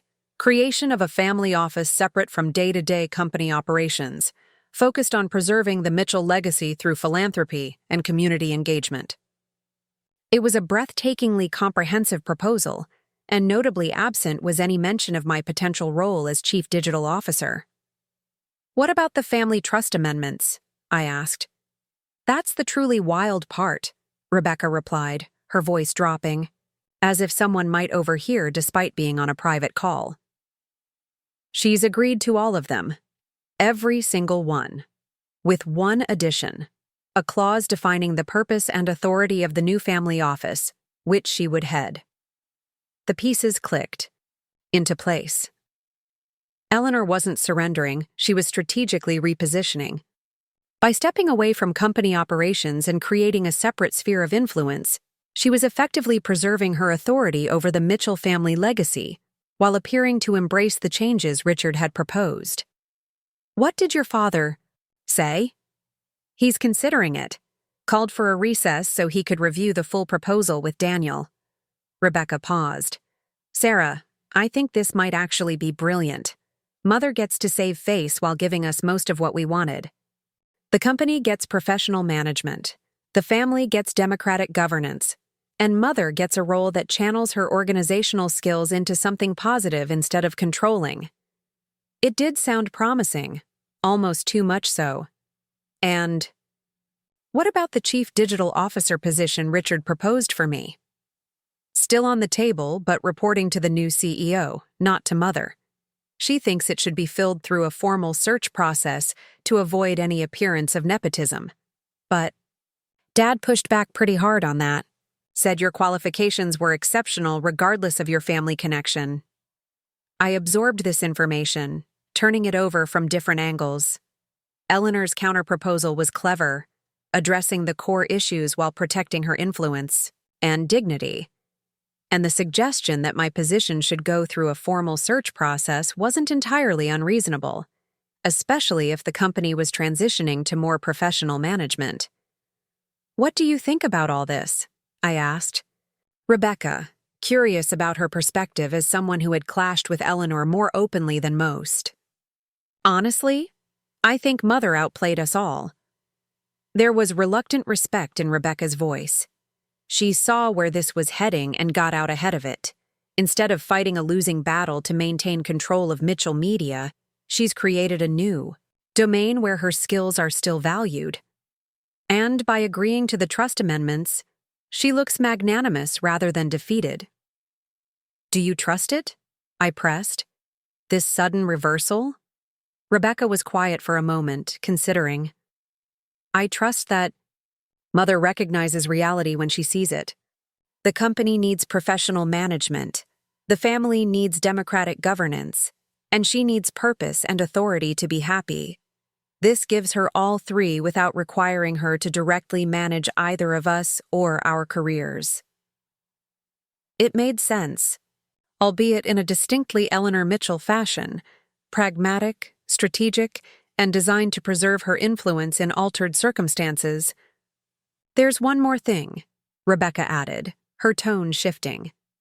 "Dad wants you to join the discussion when they reconvene at 4. Daniel suggested it, actually. Said that since your professional future is part of the negotiation, you should have direct input."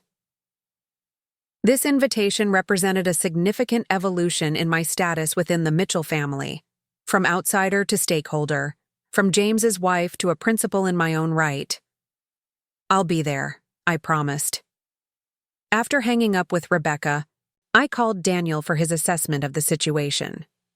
"It's a calculated retreat," he confirmed when I outlined my initial thoughts. "Mrs. Mitchell is too shrewd to fight a battle she can't win. By proposing this restructuring herself, she maintains agency in the process." "Do you think it's genuine? Or just a new strategy for maintaining control?" "Both," Daniel replied, after a thoughtful pause.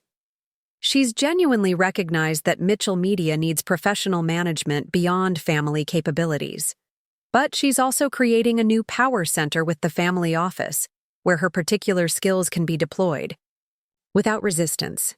And the trust amendments, her sudden acceptance seems suspiciously convenient. Actually, that may be the most genuine part of her proposal," Daniel said, surprising me.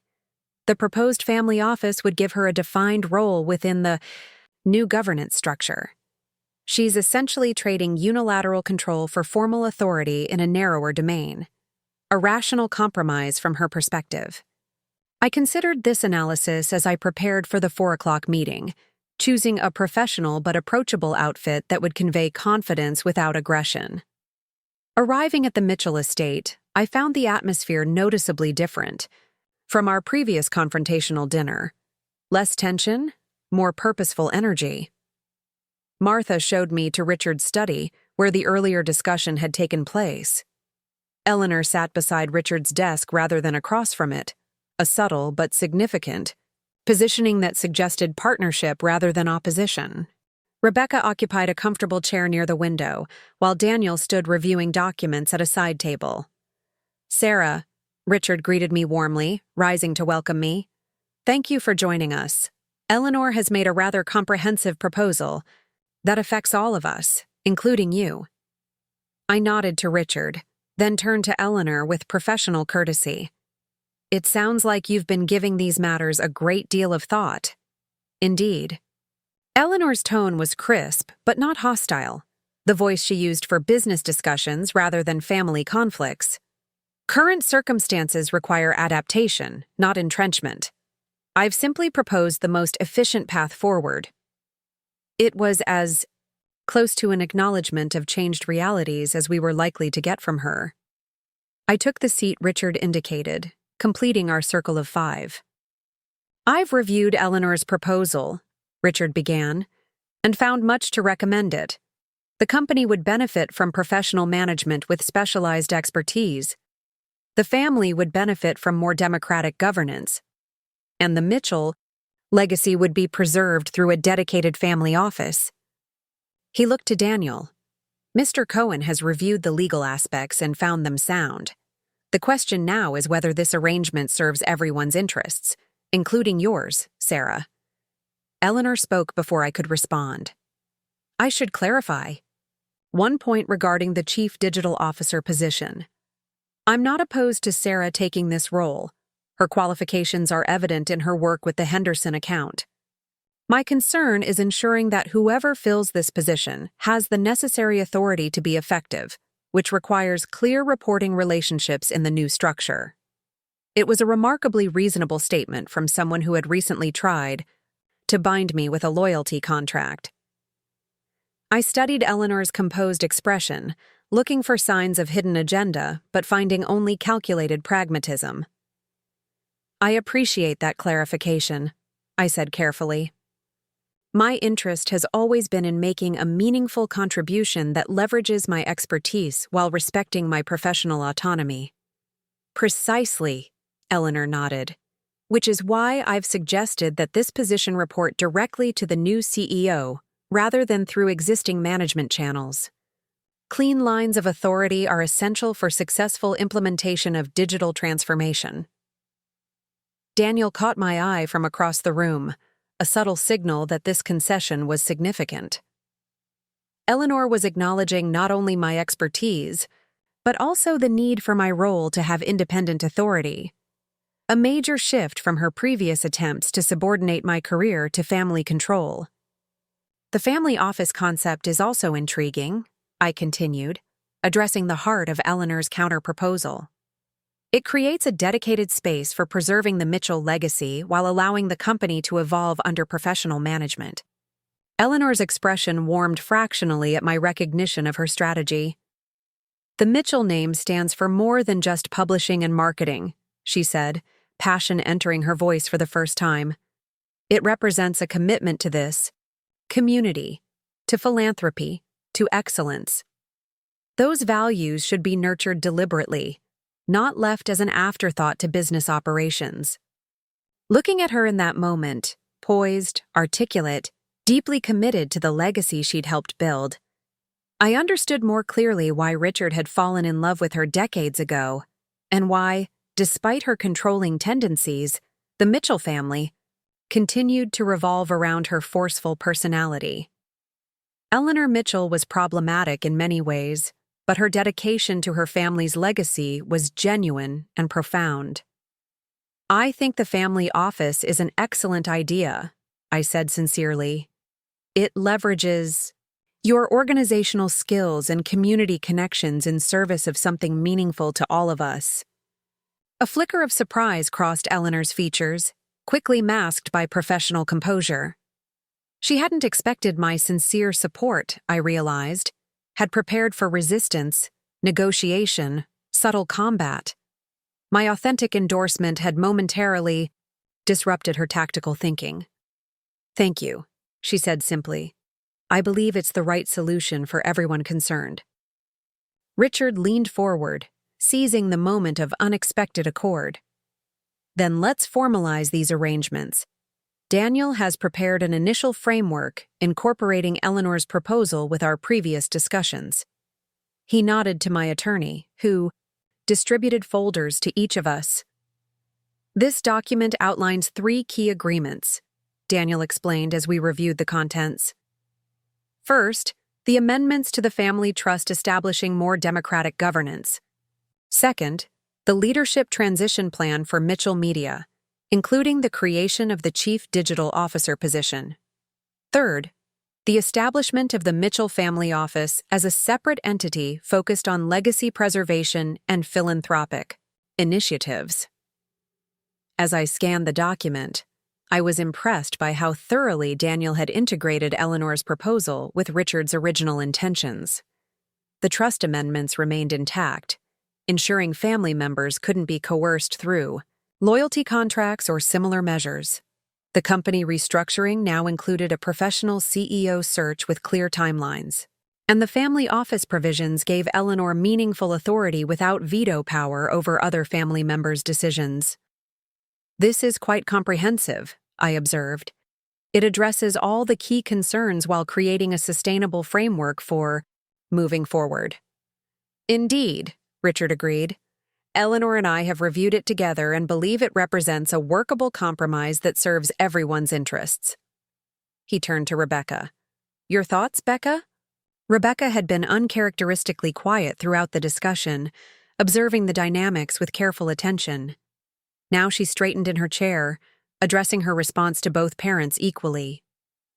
"I think it's remarkable," she said with genuine admiration. "A month ago, we were a family fracturing under the weight of control and resentment. Now we're designing a structure that respects everyone's autonomy while preserving what matters most about the Mitchell legacy." She smiled at her mother with unexpected warmth. "It took courage to propose this restructuring, Mother. Real leadership." Eleanor's composure wavered momentarily, genuine emotion breaking through her carefully maintained facade. "I simply recognized what was necessary," she said, her voice slightly rougher than usual. "As I should have done sooner." The acknowledgement, however oblique, of her past rigidity created a palpable shift in the room's atmosphere. Richard reached over to cover Eleanor's hand with his own, a gesture of reconciliation that she accepted with the slightest nod. "If we're all in agreement," Daniel said, breaking the emotional moment with professional courtesy, "I'll prepare the final documents for signature. The trust amendments will take effect immediately upon filing. The company restructuring and family office establishment will be implemented according to the timeline outlined in Section 3. "One additional point," Eleanor said, her business demeanor reasserting itself. "Sarah's position as Chief Digital Officer. I believe we should formalize this appointment before the CEO search begins, to ensure the role is properly integrated into the new leadership structure." It was a significant concession, acknowledging not only my qualifications but the importance of establishing my authority before new executive leadership was in place. Richard looked to me, clearly leaving the response in my hands. "I appreciate that," I said, meeting Eleanor's gaze directly. "I'd like to review the position description in detail and discuss reporting relationships, budget authority, and team structure before accepting formally. But in principle, yes, I'm interested in taking on this role." Eleanor nodded once, businesslike but not unfriendly. "I'll have HR prepare the necessary documentation. Perhaps we could meet next week to discuss the specifics." "I'd be happy to," I agreed, matching her professional tone. It wasn't friendship or even warm accommodation, but it was respect, a foundation we could potentially build upon. As the meeting concluded, Martha appeared with tea and sandwiches, a homey touch that seemed to symbolize the shift from confrontation to collaboration. Eleanor excused herself briefly to take a call, while Richard, Rebecca, and I settled into more comfortable chairs near the study's fireplace. "Well?" Rebecca said once her mother was out of earshot. "That was decidedly not how I expected this to go." Richard chuckled. "Your mother has always been capable of surprising tactical shifts. It's one of the qualities that made her such an effective business partner all these years." "And a formidable opponent," I added, earning a knowing smile from my father-in-law. "Indeed, though I prefer to think of her as a formidable ally who occasionally required course correction." His expression grew more serious. "This is a significant transition for her, Sarah. The company has been her primary focus for decades. Creating this new role for herself, it's an act of remarkable adaptation." I understood what he was asking without him having to spell it out. Could I work with Eleanor professionally after our personal conflicts? Could I see beyond her past attempts to control me to the capable, dedicated woman beneath the controlling behaviors? "I think we can build a productive working relationship," I said carefully, "especially with clear boundaries and defined authorities." "Good," Richard nodded, satisfied. "Because despite all her flaws, Eleanor brings exceptional value to anything she undertakes. The family office will flourish under her direction, and Mitchell Media will benefit from her continued association, albeit in a different capacity." Eleanor returned as we were discussing timeline details, seamlessly rejoining the conversation without disrupting its collaborative tone. When Daniel excused himself to make some calls regarding the final documentation, she surprised me by suggesting we take a brief walk in the garden. "The fresh air helps me think," she explained, leading me toward the rear doors that opened onto the Mitchell estate's meticulously maintained grounds. "And we should talk privately, I think." The garden was Eleanor's domain as much as the house itself. Every plant placed with deliberate intention, every view carefully composed. As we walked along a gravel path bordered by late-blooming perennials, I waited for her to reveal the purpose of this unexpected tête-à-tête. "You handled yourself well in there," she said finally, nodding back toward the house. "Professional, strategic, focused on outcomes rather than emotions." Coming from Eleanor, this was high praise indeed. "Thank you. I could say the same about your restructuring proposal." A faint smile touched her lips. "Necessity is a powerful motivator." I could see which way the wind was blowing. She paused near a stone bench, though she didn't sit. "Richard thinks I've had some grand epiphany about my controlling tendencies. The truth is simpler. I'm pragmatic. Fighting these changes would damage the family and the company I've spent my life building." "That's still wisdom," I observed, "recognizing when adaptation serves your core values better than resistance." Eleanor studied me with new interest. "You understand that, don't you?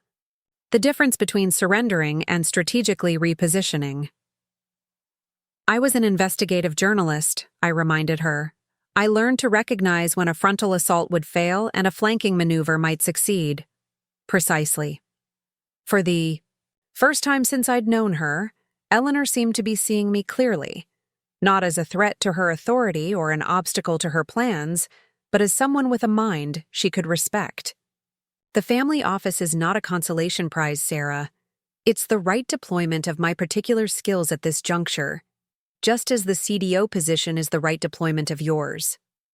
I nodded, understanding the subtext. Eleanor wasn't surrendering control. She was reconceptualizing her role in response to changed circumstances, and she expected me to recognize the difference. "I've never underestimated you, Eleanor," I said honestly, "not even when we were most at odds." "No," she agreed, resuming our walk along the garden path. "That's one reason I found you so challenging. You saw through the social niceties to the power dynamics beneath." She gestured toward an immaculately pruned rose garden ahead. "People think I'm rigid because I like structure and order. But look at these roses. The structure is what allows them to flourish. Without support and boundaries, they'd collapse under their own weight." It was perhaps the most revealing statement Eleanor had ever made to me about her worldview. She genuinely believed her controlling behaviors were supportive rather than restrictive, providing the framework within which others could thrive. The difference, I suggested gently, is that roses don't resent the trellises that support them. People need to choose their own supports. Eleanor considered this, head tilted slightly. An interesting perspective. Perhaps that's where I've erred, in assuming everyone benefited from the same structures that strengthened me. She stopped at a juncture in the path, where one route led back to the house and another continued deeper into the gardens. We should head back. They'll be wondering where we've disappeared to. As we walked toward the house, Eleanor added one final comment that surprised me with its directness.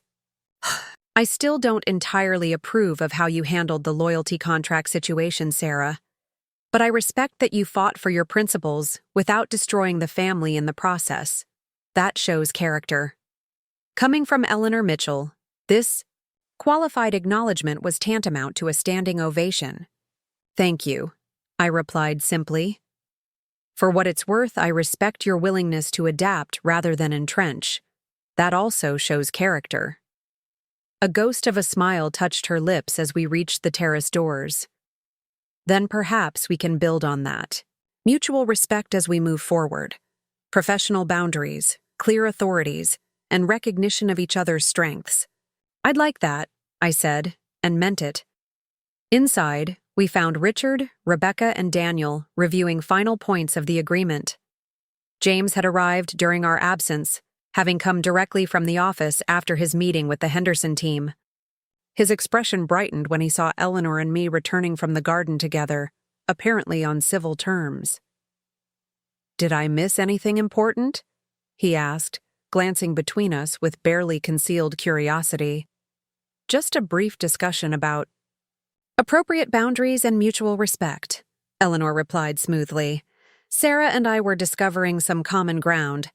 James's eyebrows rose in surprise, but before he could respond, Daniel called our attention to the finalized documents. "If everyone is satisfied with these terms, we can proceed with signatures," he announced, laying out several copies on Richard's desk. One by one, we took our turns signing. Richard and Eleanor first, as the original trustees, then Rebecca, James, and finally me, as the newest member of the Mitchell family governance structure. The formality of the moment wasn't lost on any of us. We were codifying a new approach to family relationships, company leadership, and legacy preservation, all stemming from a crisis triggered by a loyalty contract that would now be explicitly prohibited by the very document we were signing. As Martha reappeared with champagne to mark the occasion, Richard raised his glass in a toast. "To the Mitchell family, past, present, and future. May we honor our legacy by embracing change rather than resisting it." We all drank to that sentiment, the mood one of cautious optimism rather than triumphant victory or bitter defeat. Eleanor caught my eye across the circle, her expression a complex mixture of resignation and resolve. She had lost a battle but repositioned herself advantageously for the continuing campaign, the never-ending work of family leadership and legacy preservation. I raised my glass slightly in private acknowledgement, and she returned the gesture with the faintest nod. It wasn't peace exactly, but it was a workable armistice, a foundation upon which we might eventually build something approaching genuine respect, if not actual affection. And for the Mitchell family, that represented more progress than I would have thought possible just days earlier. As James and I prepared to leave, Richard drew me aside for a private word. "Thank you," he said simply, "for fighting this battle the right way, firmly, but not destructively. You've helped this family find a better path forward." "We all did," I corrected gently, "even Eleanor in her own way." Richard smiled, the expression softening the lines of strain that had marked his face for months. "Especially Eleanor. It took remarkable courage for her to propose stepping down as CEO, to acknowledge that the company's needs have evolved beyond her particular skills." His gaze drifted to where his wife stood in conversation with Daniel, discussing details of the family office establishment. She's an extraordinary woman, for all her flaws. I'm glad you found a way to work with her, rather than against. Ours? So am I said sincerely, though I suspect we'll still have our disagreements. Oh, undoubtedly, Richard chuckled. Eleanor wouldn't be Eleanor without strong opinions forcefully expressed, but now those opinions will be offered within a framework that respects everyone's autonomy. As James and I drove home, the significance of the day's events continued to resonate. We had begun with a crisis triggered by Eleanor's attempt to control family members through loyalty contracts. We were ending with a restructured family governance system, a professional transition plan for the company, and a new family office that channeled Eleanor's organizational skills toward positive ends rather than restrictive controls. I still can't believe Mother proposed stepping down as CEO, James marveled, echoing my own lingering surprise. She's been the driving force behind Mitchell Media for as long as I can remember. She's still protecting her legacy, I observed, just in a different way.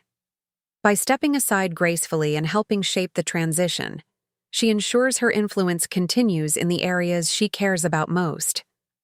James nodded slowly. That makes sense. And the family office gives her a defined domain where her skills are valuable without being suffocating. He glanced at me curiously. What did you two talk about in the garden? You seemed different when you came back, less like adversaries. I considered how to describe the subtle shift in my relationship with Eleanor. We reached an understanding, I said finally. Not friendship, not even alliance necessarily, but a recognition that we can work together professionally despite our personal differences. I smiled slightly, recalling Eleanor's rose garden metaphor. We're both strong-willed women who care about the Mitchell legacy, just with very different ideas about how to preserve it. Well, whatever you discussed, I'm grateful, James said, reaching for my hand. Seeing you and Mother engaged in civil conversation rather than strategic combat. It's more than I hoped for even a few days ago. As we pulled into our townhouse driveway, I thought about the journey we'd traveled since that certified letter had arrived with its demands for loyalty. The path had been difficult, confrontational, at times painful, but it had led to a healthier family system, a more sustainable company structure, and surprisingly, a more authentic relationship with Eleanor Mitchell herself.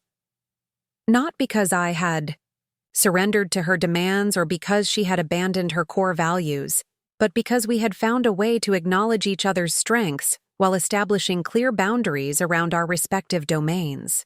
It wasn't the neat resolution of a fairy tale, with all conflicts magically resolved and all parties transformed. It was messier, more realistic, and ultimately more meaningful. A pragmatic accommodation between strong-willed individuals who recognize the value in preserving family bonds despite their differences. And perhaps, I reflected as we entered our home together, that was the most important lesson in this entire ordeal. True loyalty couldn't be mandated by contract or enforced through control. It emerged naturally when people's autonomy was respected, their contributions valued, and their boundaries honored. Eleanor Mitchell had sought to secure loyalty through legal obligation. Instead, she was discovering that genuine loyalty could only be earned through mutual respect, a lesson that would serve the Mitchell family well in the generations to come. 6 months can transform an entire world. Half a year after that pivotal meeting in Richard's study, the Mitchell family and business had evolved in ways none of us could have fully anticipated. The autumn chill had given way to winter snow, then spring renewal, and now summer warmth as I walked through the newly renovated reception area of Mitchell Media. The space symbolized the company's transition, modern elements integrated with traditional architecture, digital displays alongside, vintage printing presses preserved as art installations, a metaphor made manifest in steel, glass, and history. "Morning, Mrs. Mitchell." The receptionist greeted me with a smile free from the nervous tension that had characterized staff interactions during Eleanor's daily reign. The executive team is gathering in the main conference room.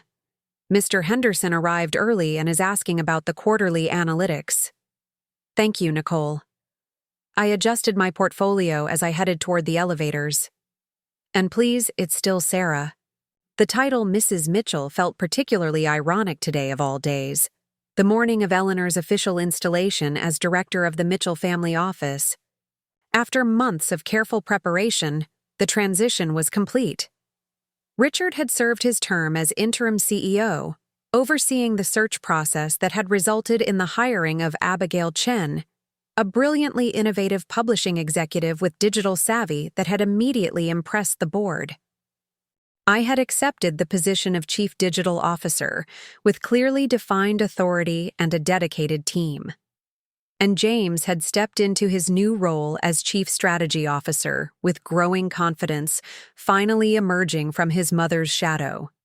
The executive floor had undergone its own transformation. Open collaborative spaces replacing walled offices, glass partitions instead of closed doors. I found Thomas Bradford, still serving as board chairman, in conversation with Abigail near the conference room entrance. Sarah, Abigail greeted me warmly. Perfect timing. Henderson's asking about the engagement metrics for the new platform. The dashboard shows a 43% increase since implementation, I replied, pulling up the relevant report on my tablet. User retention is particularly strong in the key demographic segments. Bradford nodded approvingly. Impressive. Results for such a short implementation timeline. The board is quite pleased with the digital transformation progress. It was a casual comment, but one that reflected months of intensive work. Rebuilding Mitchell Media's technological infrastructure, modernizing content delivery systems, implementing analytics capabilities that had previously been rudimentary, at best. The Henderson account had been just the beginning, a proof of concept that had led to a comprehensive digital strategy now benefiting the entire client portfolio. We're still early in the process, I reminded him, mindful of managing expectations. The real impact will be more evident after the second phase rollout next quarter. Always the cautious one, James observed, joining our conversation with a grin. He looked different these days, more relaxed, more confident, his natural leadership, qualities flourishing now that he wasn't constantly second-guessing himself against Eleanor's expectations. The Henderson team is thrilled with the results. They've already approved the budget for Phase 2.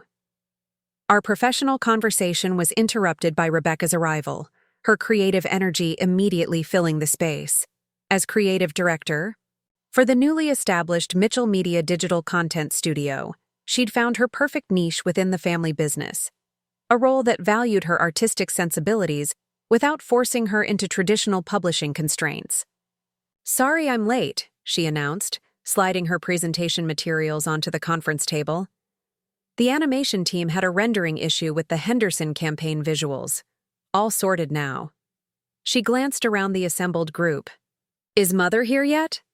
"Not yet," James replied, checking his watch. "The family office inauguration ceremony is at 11. She'll join us for the Henderson presentation first." The mention of Eleanor brought a momentary shift in the room's atmosphere. Not tension exactly, but awareness. Though she had officially stepped down as CEO months ago, her influence remained a presence in the company she had helped build. These days, that influence was more ceremonial than operational, focused on client relationships and community connections rather than day-to-day decisions. But today's official launch of the Mitchell family office represented the final step in her transition, a public acknowledgement of her new role. The conference room doors opened and Eleanor entered with characteristic precision timing, Richard at her side. Though no longer CEO, she still carried herself with the authority of someone accustomed to command, her tailored suit and impeccable grooming projecting professional polish.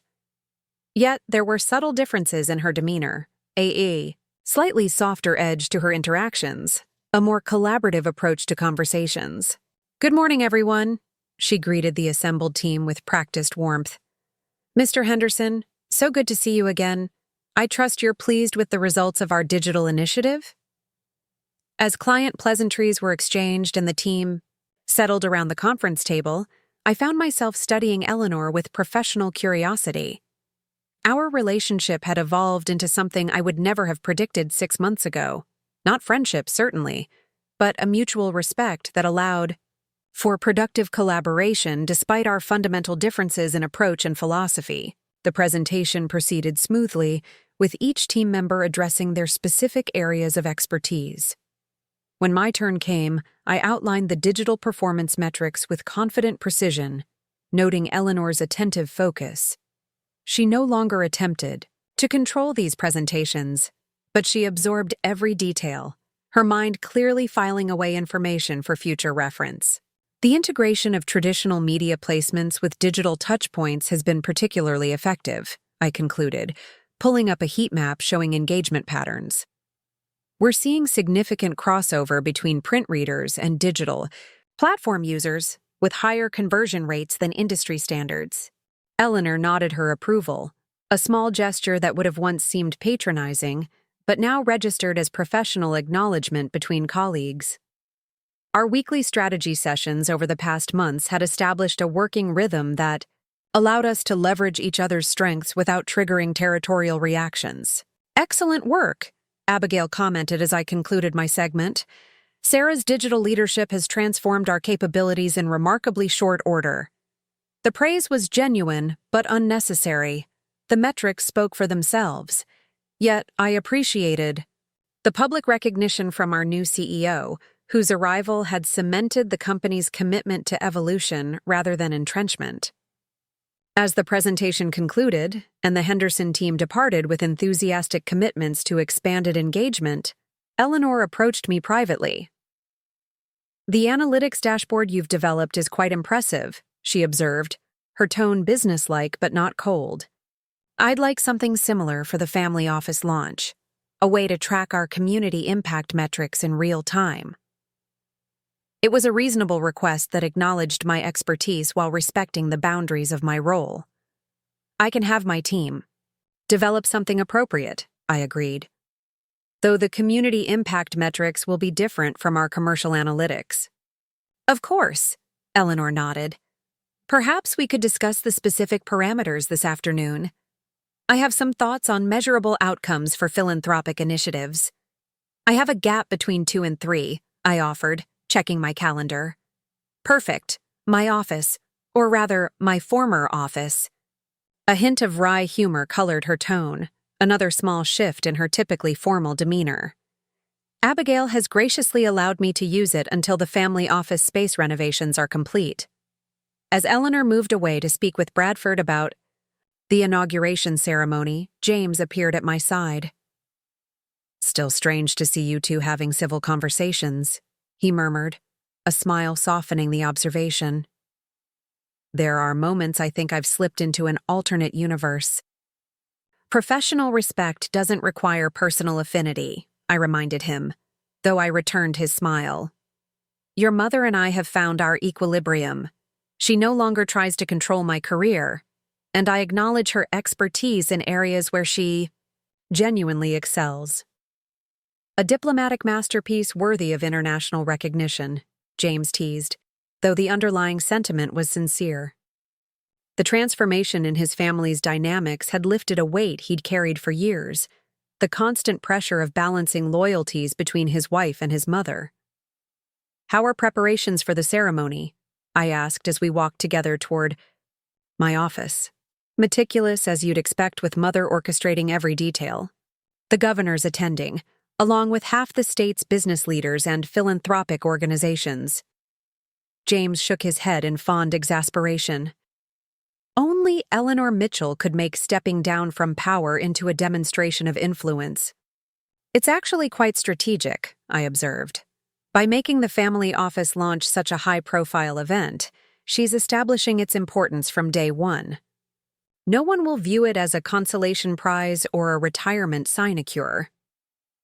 "You almost sound impressed," James noted, studying my expression. "I am," I admitted honestly. "She's handled this transition with remarkable grace. 6 months ago, I wouldn't have thought it possible. The Mitchell family office inauguration ceremony that afternoon transformed the Oak Ridge Country Club's grand ballroom into a showcase of the family's community connections. Every detail reflected Eleanor's meticulous planning, from the historical displays chronicling the Mitchell family's philanthropic legacy to the carefully curated guest list representing key community partnerships. As James and I circulated through the pre-ceremony reception, the shifting power dynamics within the Mitchell orbit were evident in subtle interactions. Board members who once deferred automatically to Eleanor now engaged directly with Abigail on company matters. Community leaders sought out Richard with renewed respect, acknowledging his return to active leadership during the transition.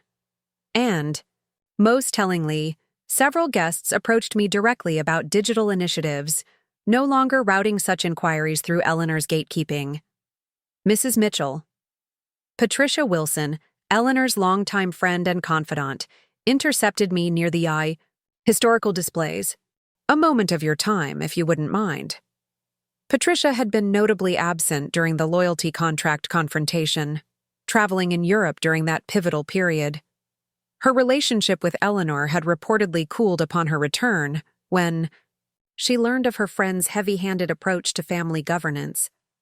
Of course, I replied, curious about this unexpected overture from someone who had typically regarded me with polite indifference. I wanted to acknowledge your role in how positively this transition has unfolded, Patricia said, her voice lowered despite the ambient conversation around us. Eleanor would never admit it, but your refusal to sign that ridiculous contract was the catalyst this family needed.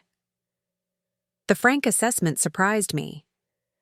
That's kind of you to say, though I think Richard deserves most of the credit for guiding the process toward a constructive resolution.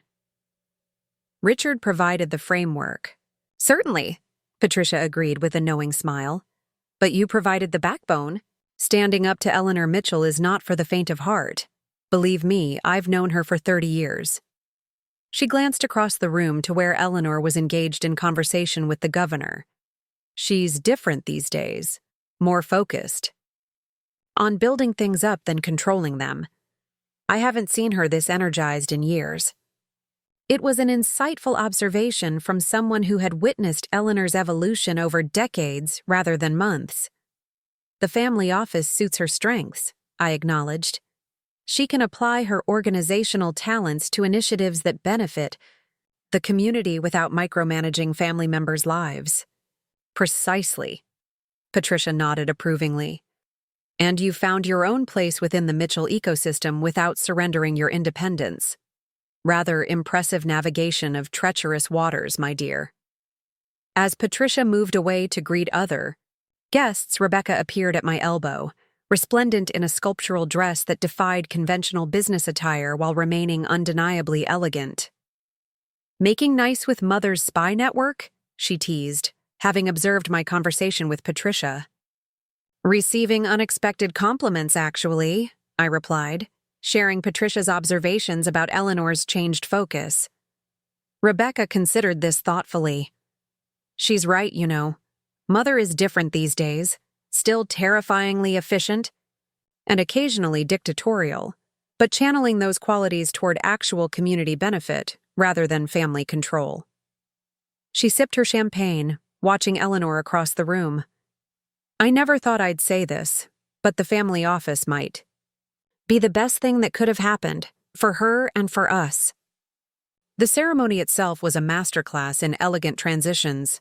Richard spoke movingly about the Mitchell family's multi-generational commitment to Oak Ridge's development.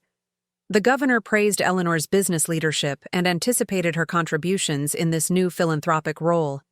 And Eleanor herself delivered remarks that balanced pride in past accomplishments with vision for future initiatives, a perfect blend of legacy acknowledgement and forward momentum. The Mitchell family office will serve as a bridge between our community's proud history and its promising future, she concluded, her voice carrying clearly through the ballroom. By coordinating philanthropic initiatives, preserving cultural heritage, and nurturing next-generation leadership, we will ensure that the values that built Oak Ridge continue to guide its growth. As applause filled the room, I found myself genuinely moved by the moment's significance. Eleanor had transformed what could have been a humiliating retreat from power into a dignified transition to a new kind of influence, one focused on community impact rather than corporate control or family domination. The reception following. The ceremony provided an opportunity for more intimate conversations away from the formal program. I was discussing digital resource access initiatives with the Library Foundation director when Richard approached, gently interrupting with apologies. "I wonder if I might borrow my daughter-in-law for a moment," he requested, guiding me toward a quieter corner once the foundation director had graciously excused herself. "There's someone who's been waiting to speak with you." To my surprise, Richard led me to a small anteroom off the main reception hall, where Eleanor sat alone, momentarily separated from the constant stream of well-wishers. She rose as we entered, her expression composed but uncharacteristically vulnerable. "I'll leave you two to talk," Richard said, touching his wife's shoulder gently before withdrawing, closing the door behind him. Eleanor gestured to a chair, opposite her own. "Thank you for indulging this private conversation on what's already been a demanding day." I took the offered seat, curious about this unprecedented request for one-on-one dialogue outside our established professional interactions. "Congratulations on the inauguration. It was beautifully orchestrated." "Thank you." She accepted the compliment with a slight nod. Though orchestration has always been my strong suit, it's the emotional complexities I tend to handle less gracefully. She paused, seeming to gather her thoughts. "Which brings me to the purpose of this conversation." I waited, allowing her the space to proceed at her own pace, a courtesy I might not have extended 6 months earlier, when every interaction felt like a strategic battle. "When I first proposed those loyalty contracts," Eleanor began, addressing the subject directly for the first time since our confrontation, "I genuinely believed I was protecting this family's interests, preserving our legacy against potential threats." Her gaze met mine steadily. I was wrong. The simple acknowledgement hung in the air between us, more powerful for its unadorned directness. "Not about the importance of the legacy," she continued, after a moment, "but about how best to protect it. Control doesn't preserve what matters. It stifles the very growth necessary for genuine continuity." Eleanor's hands, usually so steady, showed the slightest tremor as she smoothed her skirt. "Your refusal to sign that contract forced me to confront assumptions I'd never questioned. For that uncomfortable but necessary awakening, I owe you my gratitude." It was perhaps the most authentic communication we'd ever shared. No social niceties, no strategic positioning, just honest acknowledgement of a difficult truth. "Thank you for telling me this," I replied, matching her directness. Though I suspect Richard's intervention was ultimately more influential than my resistance. "Richard provided the framework for change," Eleanor agreed, unconsciously echoing Patricia's earlier assessment. "But your stand against a system you recognized as fundamentally flawed was the catalyst. Different contributions, both necessary." She reached into a small portfolio beside her chair and withdrew an envelope bearing the Mitchell family crest, similar to the one that had contained the loyalty contract, but slimmer, less formal. "I wanted to share this with you privately before including it in the general announcement," she said, handing me the envelope. "The first official initiative of the Mitchell family office." Inside, I found a prospectus for the Mitchell Digital Inclusion Foundation, a new nonprofit entity dedicated to expanding technology access across socioeconomic barriers in the Oak Ridge community. The mission statement outlined comprehensive programs, from providing hardware and connectivity to underserved neighborhoods to offering digital literacy training for seniors and career transition support. This addresses several of the community needs we discussed during our digital strategy sessions, I observed, genuinely impressed by the thoughtful integration of social impact with technological resources. "Your insights shaped the foundation's structure," Eleanor acknowledged, The board would benefit from your expertise, should you be willing to serve. She held up a hand to forestall any immediate response. Not as a Mitchell family obligation, but as a professional whose guidance would strengthen the initiative. The commitment would be quarterly meetings, with appropriate compensation for your time. The offer represented a new plateau in our evolving relationship, a professional invitation based on genuine respect for my expertise, with clear boundaries and explicit value recognition. No manipulation, no family pressure, just a straightforward proposal that I could accept or decline based on my own interests. I'd be happy to serve on the foundation board, I said after brief consideration. The mission aligns with my professional values, and the structure you've outlined respects my other commitments. Excellent, Eleanor nodded, the tension in her shoulders easing slightly. The formal announcement will be made next week, once the incorporation paperwork is finalized. She hesitated, then added, Richard suggested I might ask you to collaborate on the launch strategy. A joint presentation would send a powerful message about family unity while respecting our distinct professional domains, I agreed, thinking through the practical implications.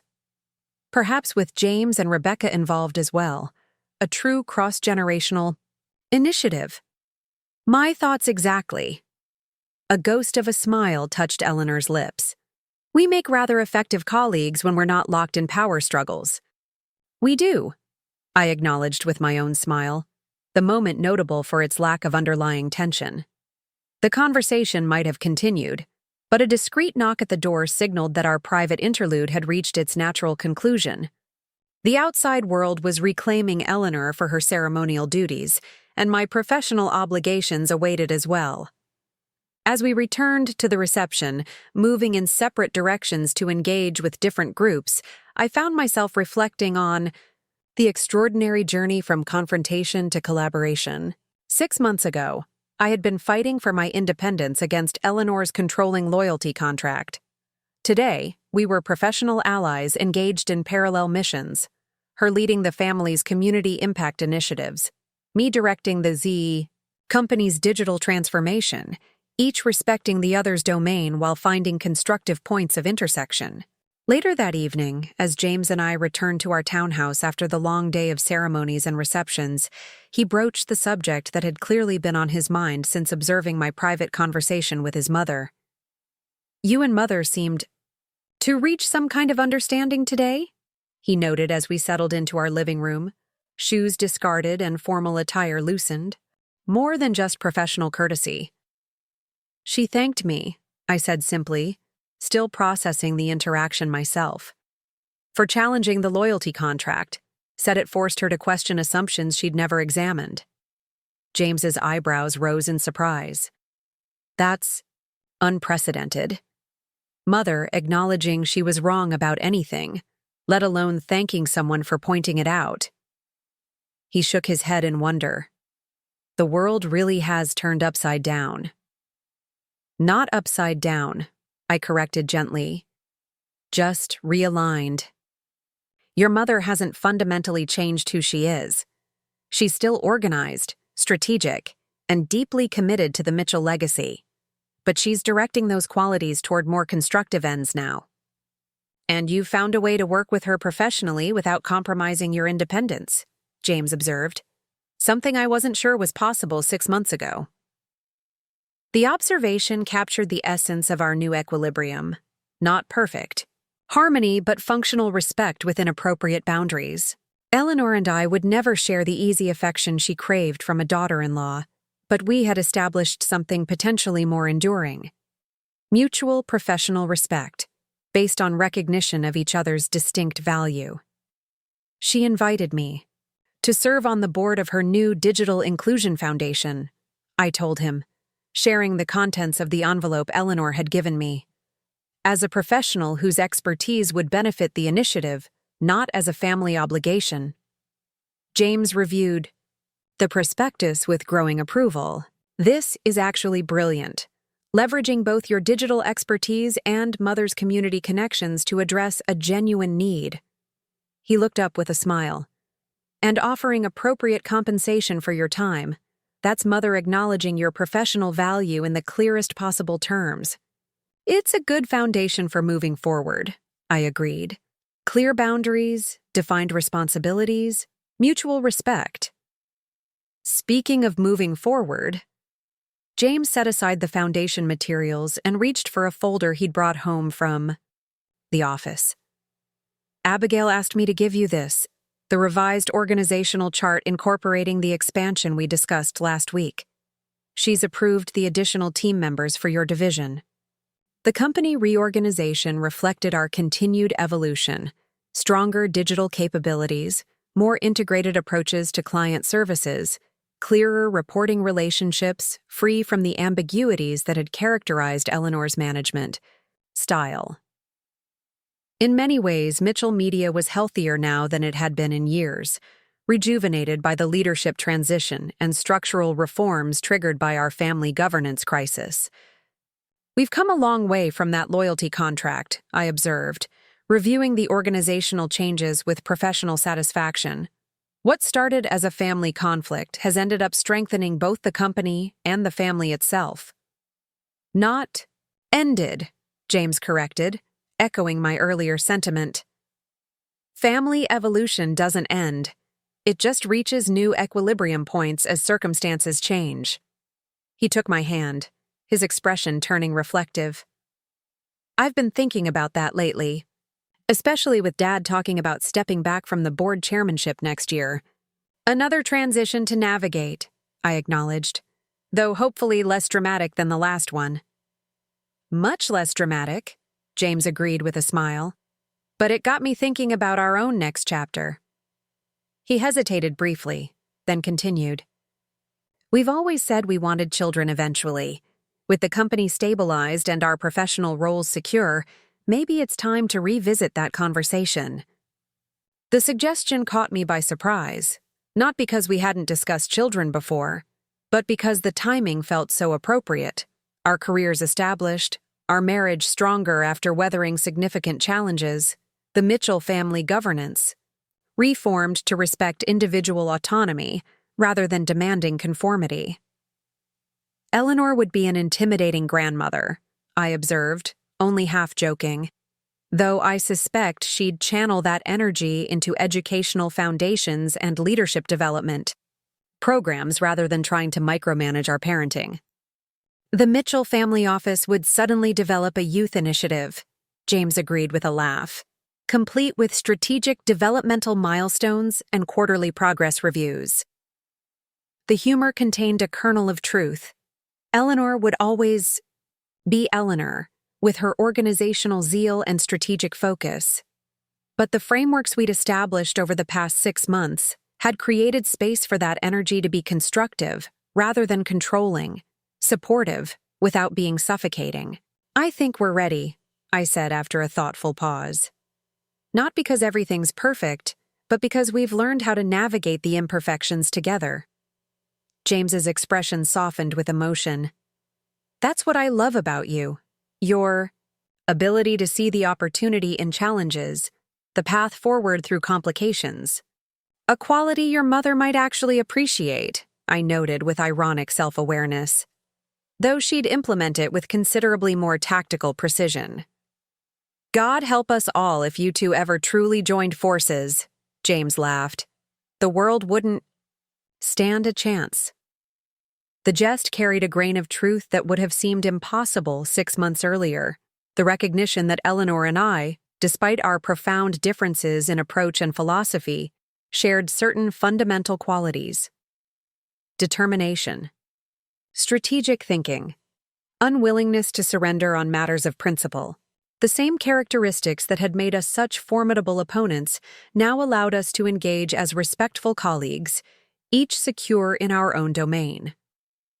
As we discussed the practical considerations of family planning, timing, career adjustments, household reorganization, I found myself reflecting on the extraordinary journey that had begun with that certified letter bearing the Mitchell family crest. What had started as an attempt to control me through a loyalty contract had instead catalyzed a comprehensive reformation of family governance, company leadership, and interpersonal boundaries. Not because anyone had completely surrendered their core values, but because we had collectively found a better way to honor them, through mutual respect rather than dominance, through clear boundaries rather than forced conformity, through recognition of diverse strengths rather than insistence. Ununiform approach.